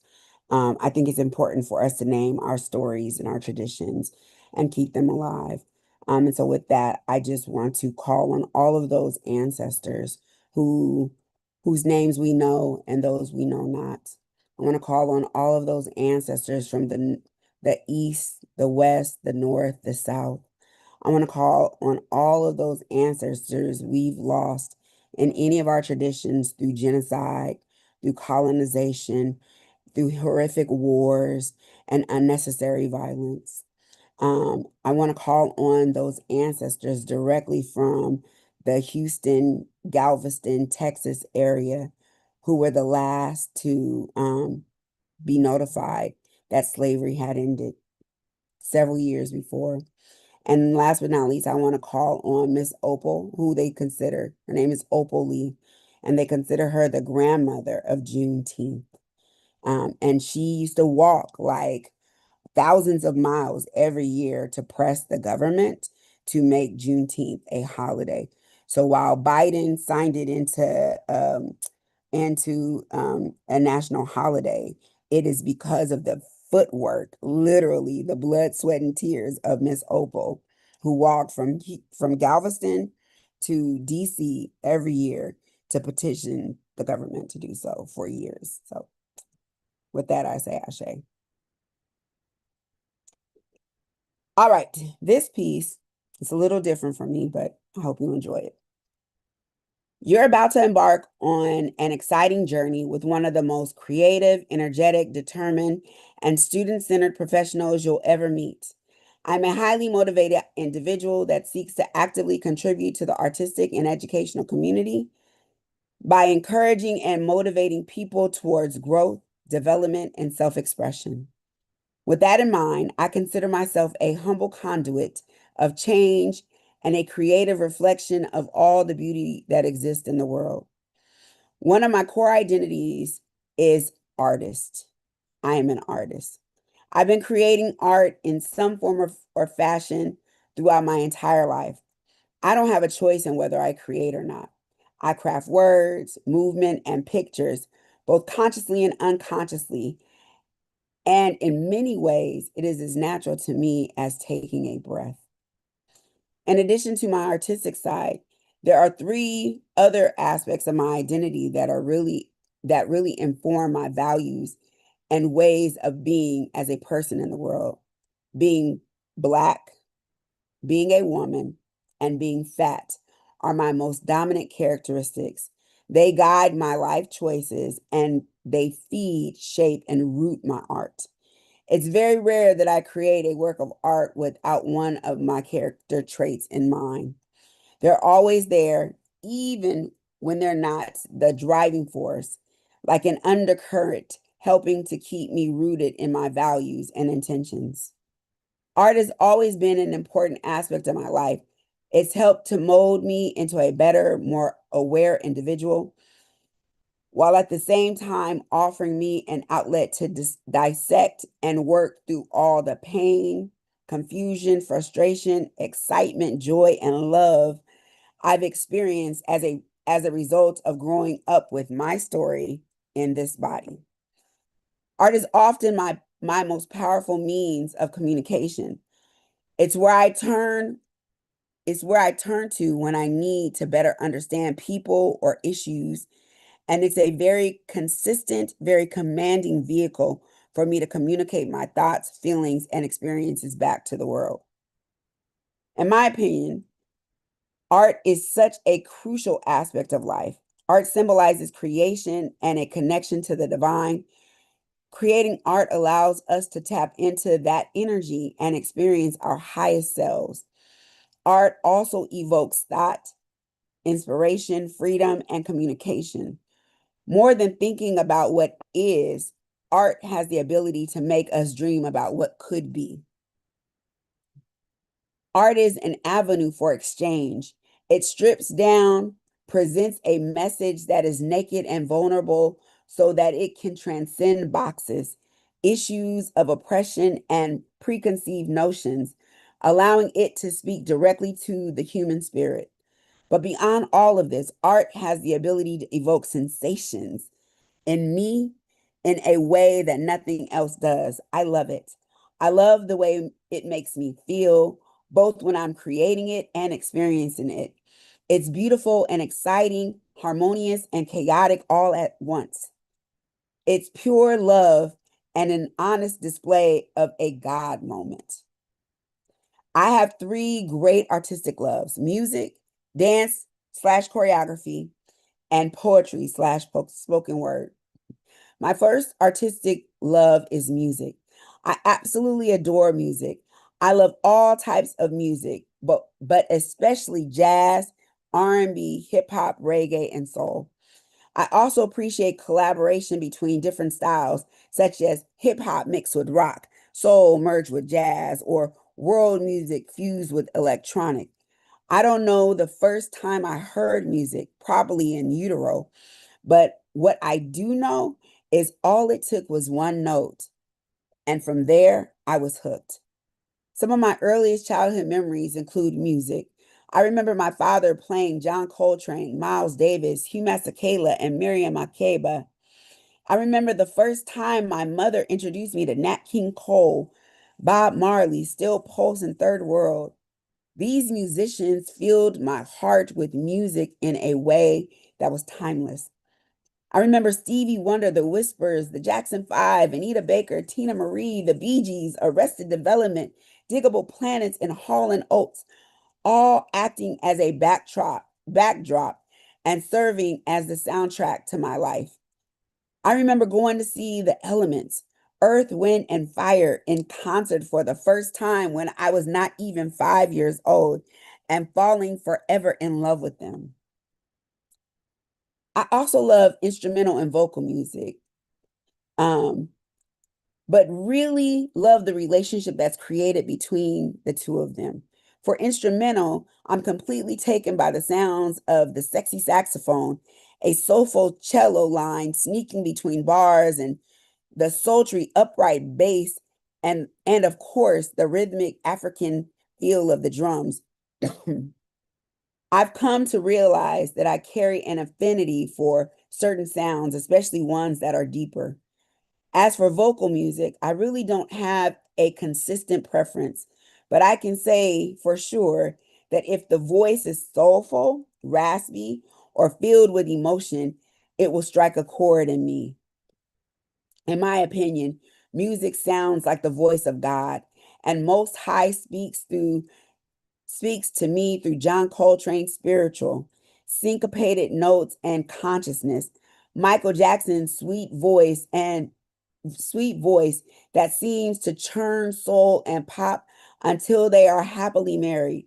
Dwelle's deep and urban soulful grooves, Music Soul Child's tasteful way of making the inner city streets sound like falling in love. Fertile Ground's contemporary fusion of the African diaspora, Nina Simone's fierce, sultry voice, Branford Marsalis' amazing, beautiful soprano saxophone, Sting's powerful voice, and Hugh Masekela's bold flugelhorn and raw, sensual voice that immediately takes me from being an adult back to my childhood, and from childhood through ages and villages across land and sea until I am wrapped safely in the heart of Africa. Whenever I listen to music, I'm stirred between words. I'm stunned by its sheer and honest beauty. It makes me cry, sing, dance, and want to jump inside the song simultaneously. When I hear music like The Roots, New Edition, Boyz II Men, Alice Coltrane, Billie Holiday, Earth, Wind and Fire, Fela Kuti, Grover Washington Jr., Al Jarreau, Mos Def, Talib Kweli, Jill Scott, Lauryn Hill, India.Arie, Elton John, Ambrosia, Santana, Bob Marley, Still Pulse, and countless others, I'm not only connected to God, but to all the wonderful, enchanting people and things that exist.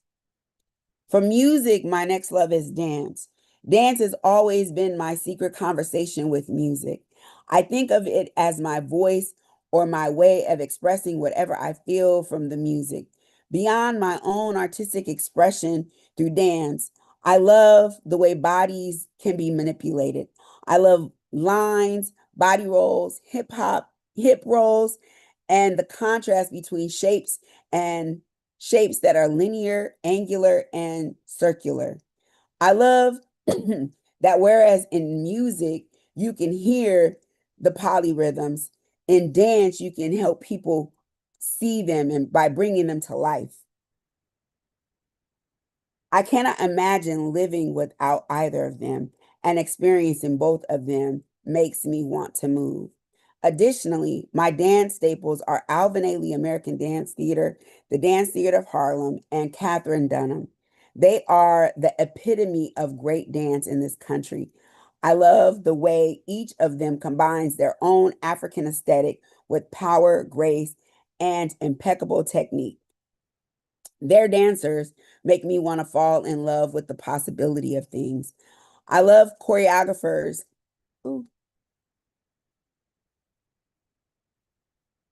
I love choreographers that take risks, utilize their platform to connect with the audience and tell a deeper story or convey a deeper message. I love dances that contain variations and fuse more than one style together. I especially love when an African-based dance like hip hop, Haitian, or Congolese gets fused with a Western dance style like modern or ballet. As much as I love to dance, I enjoy choreographing almost as much. Some of my favorite choreographers are Ronald K. Brown, Doug Caldwell, Ramon Ramos Alayo, Robert Henry Johnson, and Colette Elwa. Doug Caldwell's impeccable use of emotion and technique make his lyrical dances fun, powerful, and enticing in a way that immediately snatches the audience in. As for the others, they're just simply dynamic, each of them offering a living model of the African aesthetic. Their work challenges the dominant paradigm while saturating the audience with culture, community, and conversation. If I had to define my choreographic approach, I would say that it is Afro-modern fusion. I feel as though that description best describes my style. I'm not a pure modern dancer because far before anyone's formal dance class, I was doing Black popular dances with my family. And those African dances, they are ingrained in me. They are rooted in me as a part of my natural vocabulary. As I've gotten older, I was introduced to dance styles from the African diaspora, such as West African, Afro-Cuban hip hop, tap, Haitian, and much later Congolese.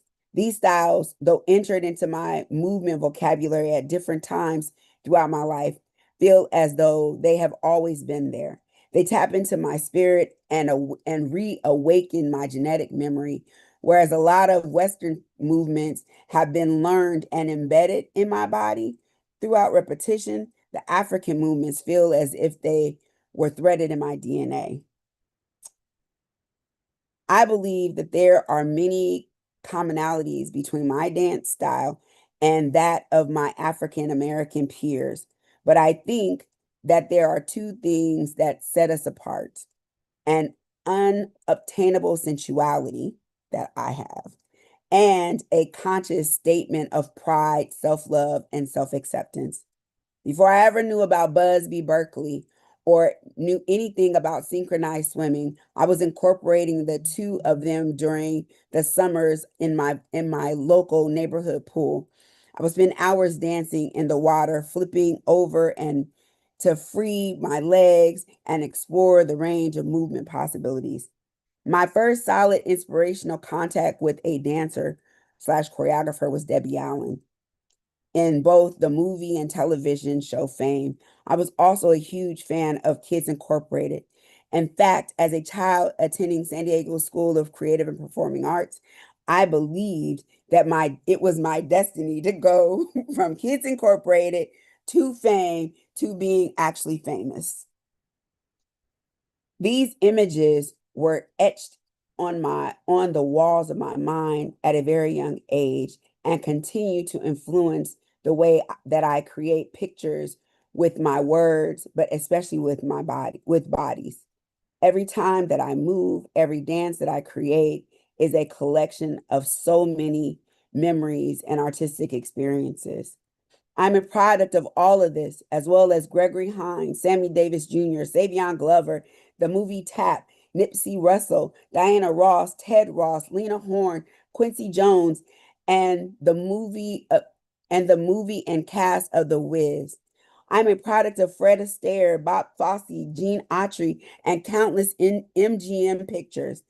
I am a product of the Atlanta child murders, Alex Haley's Roots and Queen, Eyes on the Prize, Cry Freedom, The Color Purple, The Women of Brewster's Place, Daughters of the Dust, Black exploitation films, Crush Groove, Michael Peters, Pat Benatar, Alvin Ailey, Judith Jameson, Chuck Davis, Bill T. Jones, The Court Jester, Pearly Victorious, Rent, Cats, Annie, Fiddler on the Roof, LeVar Burton, Donald McHale, Doug Caldwell, Joe Tremaine, Catherine Dunham, Pearl Primus, Michael Jackson, Run DMC, Curtis Blow, and many, many others.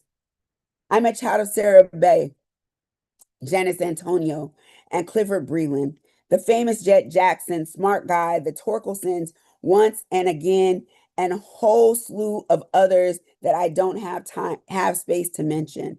I'm a child of Nickelodeon, the Disney Channel, and Saturday morning cartoons. I'm the child of Spike Lee, Bill Duke, Gary Marshall, Penny Marshall, Robert Redford, Clint Eastwood, Ozzie Davis, Ruby Dee, Melba Moore, Steven Spielberg, Jim Henson, Tim Burton, Ron Howard, Denzel Washington, Jane Austen, Hugh Grant, Jerry Lewis, Danny Kaye, Woody Allen, James Earl Jones, Robert Guillaume, Mel Gibson, George Lucas, Gordon Parks, Ang Lee, Kenneth Branagh, Emma Thompson, and Colin Firth. I'm a product of the Black arts movement and the Harlem Renaissance, and with them, Alice Walker, Nikki Giovanni, Amiri Baraka, Gwendolyn Brooks, Maya Angelou, Langston Hughes, Paul Laurence Dunbar, Countee Cullen, Zora Neale Hurston, and James Baldwin. I'm a child of Kathy Irvin and Val Lamar and Leslie Bryan. I am also the product of the 80s and 90s.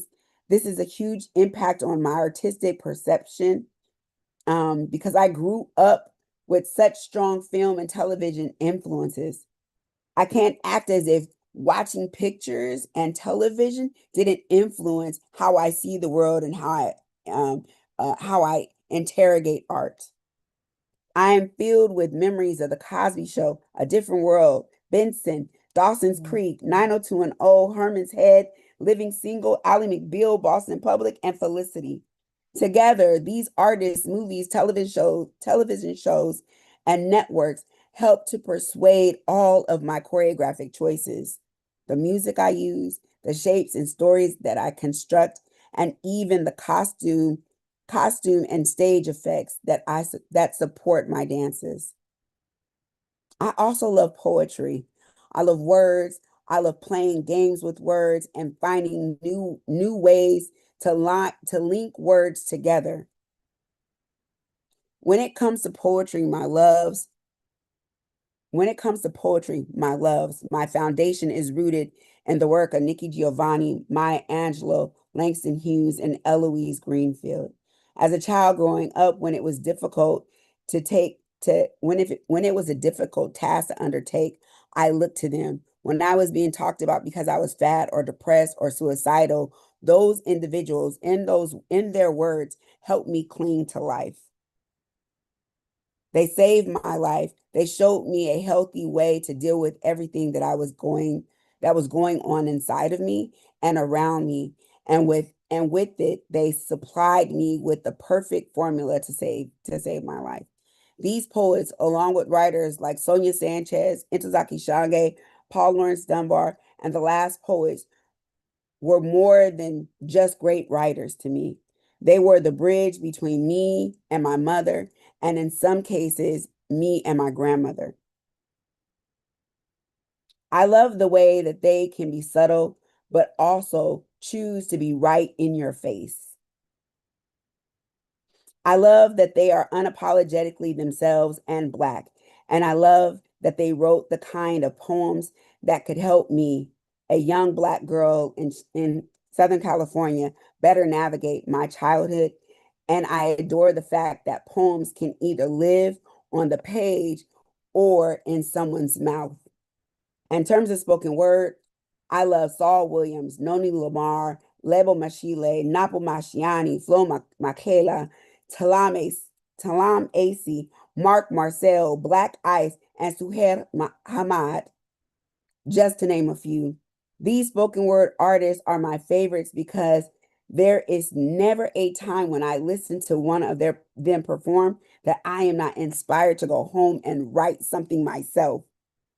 People often refer to me as an erotic poet because I have been known to perform an erotic poem from time to time. But I am more than that. I write what I feel. I write from firsthand most of the time. And I am just as much of a poet as a spoken word artist. I like pieces that can live on the page, but I also love to perform. And I like the way performing allows my words to be like a song singing through the air. I now combine a sense of rhythm, timing, and movement into my pieces. They are no longer just poems, Many of them live in a way that I am starting to categorize as movement poetry. When I perform a poem, the movement is almost always as important to the piece as the words I'm saying. My poems contain elements of power, strength, knowledge of self, wisdom, questioning, culture, oppression, eroticism, body image, spirituality, music, movement, and family. I am all of these aspects, and subsequently, so are the things that I create. As an artist, I try very hard to be honest and transparent. I strive to get my own truth in order to communicate that to my audience. I try to make sure that pieces of myself are always reflected in the work that I create. My dance style, my writing, my choreography, and my spoken word pieces are all very distinctly Kairishi. And though they may be loud, edgy, raunchy, sensual, affirmative, sexy, unapologetic, rhythmical, circular, and sometimes clumsy, they are also seeking to tell truth, especially my truth. They are questions, and they ask questions that inspire others, speak for those who are silent, connect me with the African diaspora, and always aspire to be a better piece of art. I am a fan of fusion, either across categories or mixing different genres within the same category. Perhaps the biggest affirmation of this is the way that I fuse movement, spoken word, and music together. I believe that the greatest power of an artist like John Coltrane or Nikki Giovanni is that they are always seeking to become their best selves through their art. The same is true for me. I aspire to be my best self. And although my art is definitely influenced in some way by the entire group of artists that I love, at the end of the day, my goal is to develop the best artistic Kairishi I can.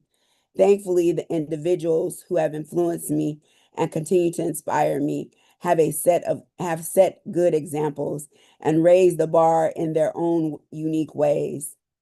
This speaks volumes to the type of artist I am.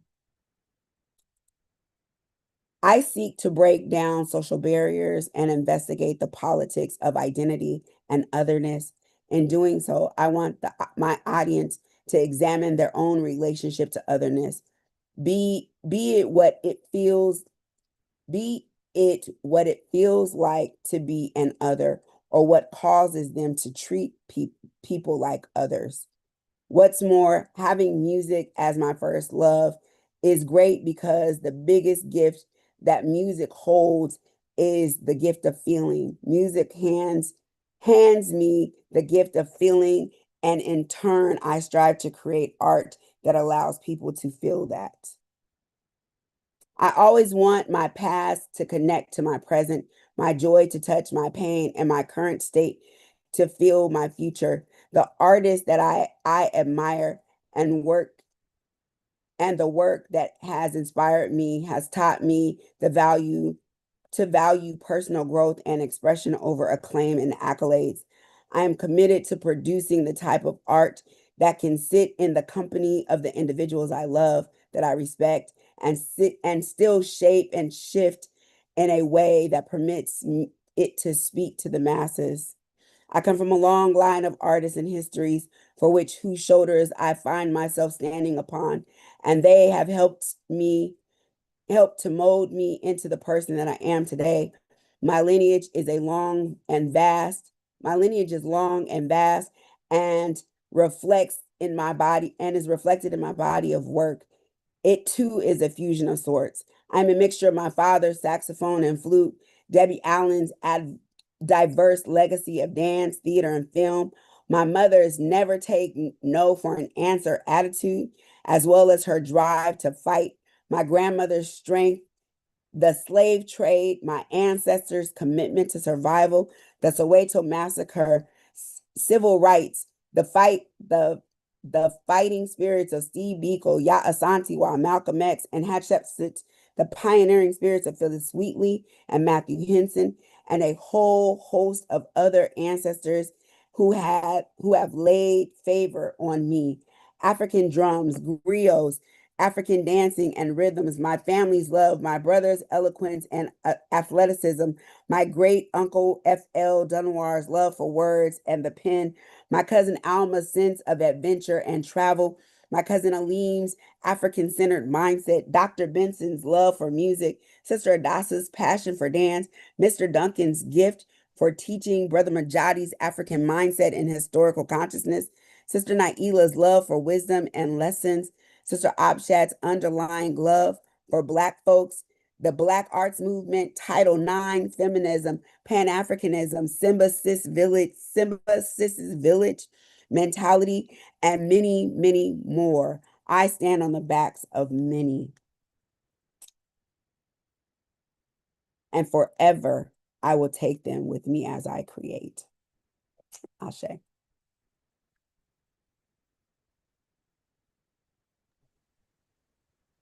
Wow. Karishi. So nice to hear your voice. So nice to see your face. And what a testament to how we are woven by the works and hands and blood and sweat and tears of so many. What a deep, deep love poem from your heart into the collective space of knowledge that we live in, the sea that we are, the sea and soil that we are raised in, as creative beings. It really just moved me so much. Thank you for acknowledging Juneteenth, and I couldn't help but think as you were reading through all of those words of Fannie Lou Hamer's words and Maya Angelou's words that, none of us are free until everyone is free, and that the work of liberation is a work of tending our collective soil together, and that, I could not be who I could be without some of those voices that you spoke to and the way they speak to me, and you could not be the person that you are otherwise.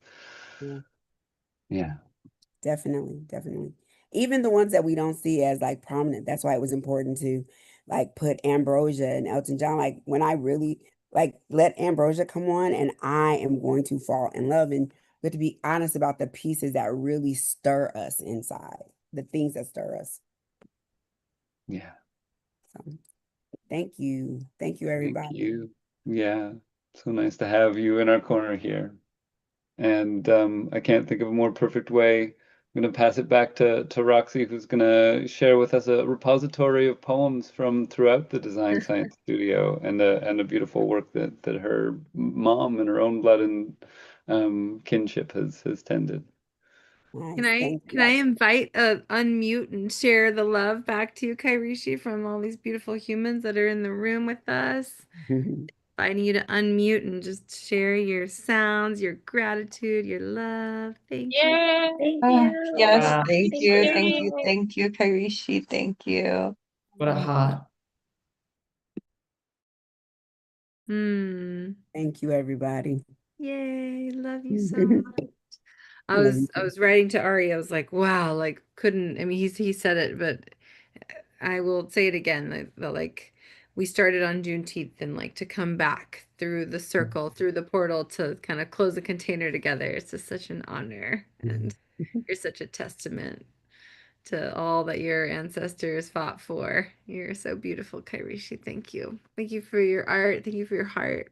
Such a joy to be in community with you. And thank you for bringing us Dr. Siri Brown. We had an amazing session with her this year because of you.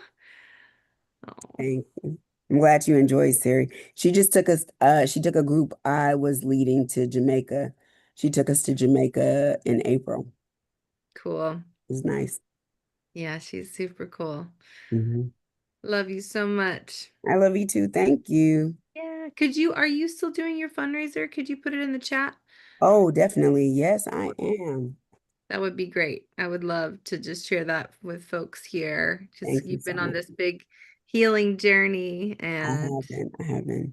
Yes. And my I don't know if people know this, but my live-in caretaker slash niece passed away unexpectedly in January. So that is like throwing all of my stuff. That was why it made the fundraiser so very necessary. So I'm so sorry to hear that.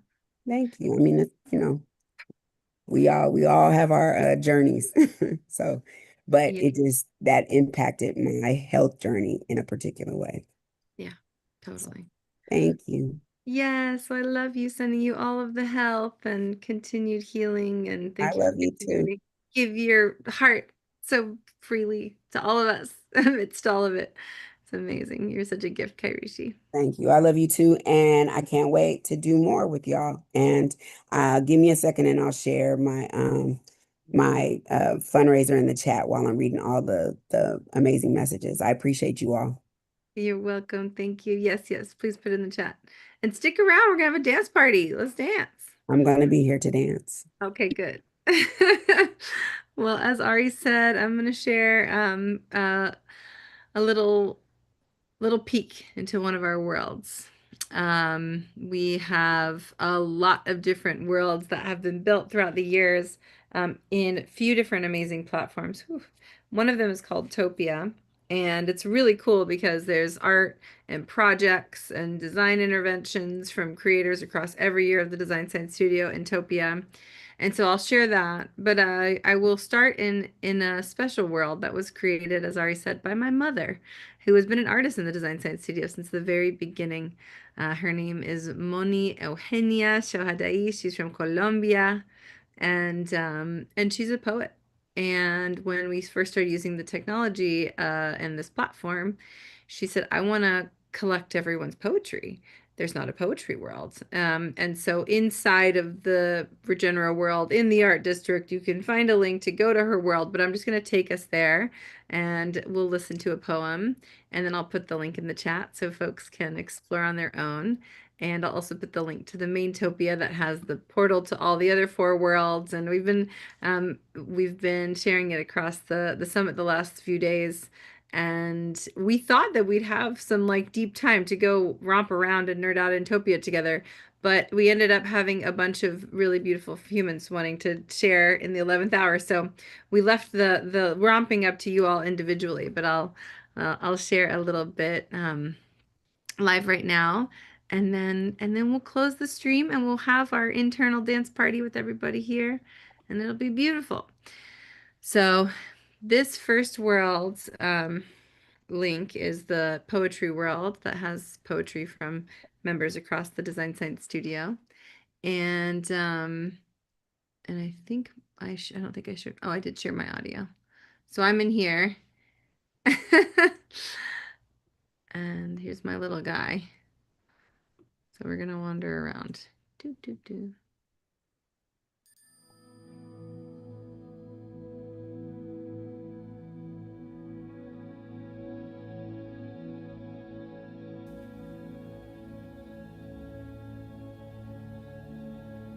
May we learn from banyan trees the creativity of growing aerial roots.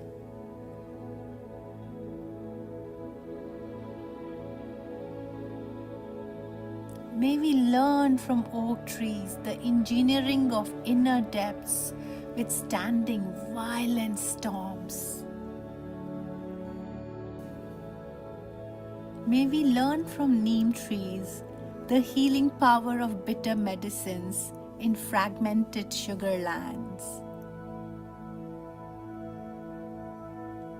May we learn from magnolia trees the artistry of unabashedly embodying our colorful magnificence. May we learn from coconut trees the tending of tenderness in the heart of hardness. May we learn from weeping willow trees the beholding of old grief, even as we sow new seeds. May we learn from tamarind trees the weaving of wide canopies made by dance of tiny leaves. May we learn from sequoia trees the regenerating passages of purging wildfires. May we learn from sandalwood trees the chemistry of preserving our fragrance through snaky entanglements. May we learn from birch trees the shedding of old skins for welcoming the future now. May we renew, may we renew, may we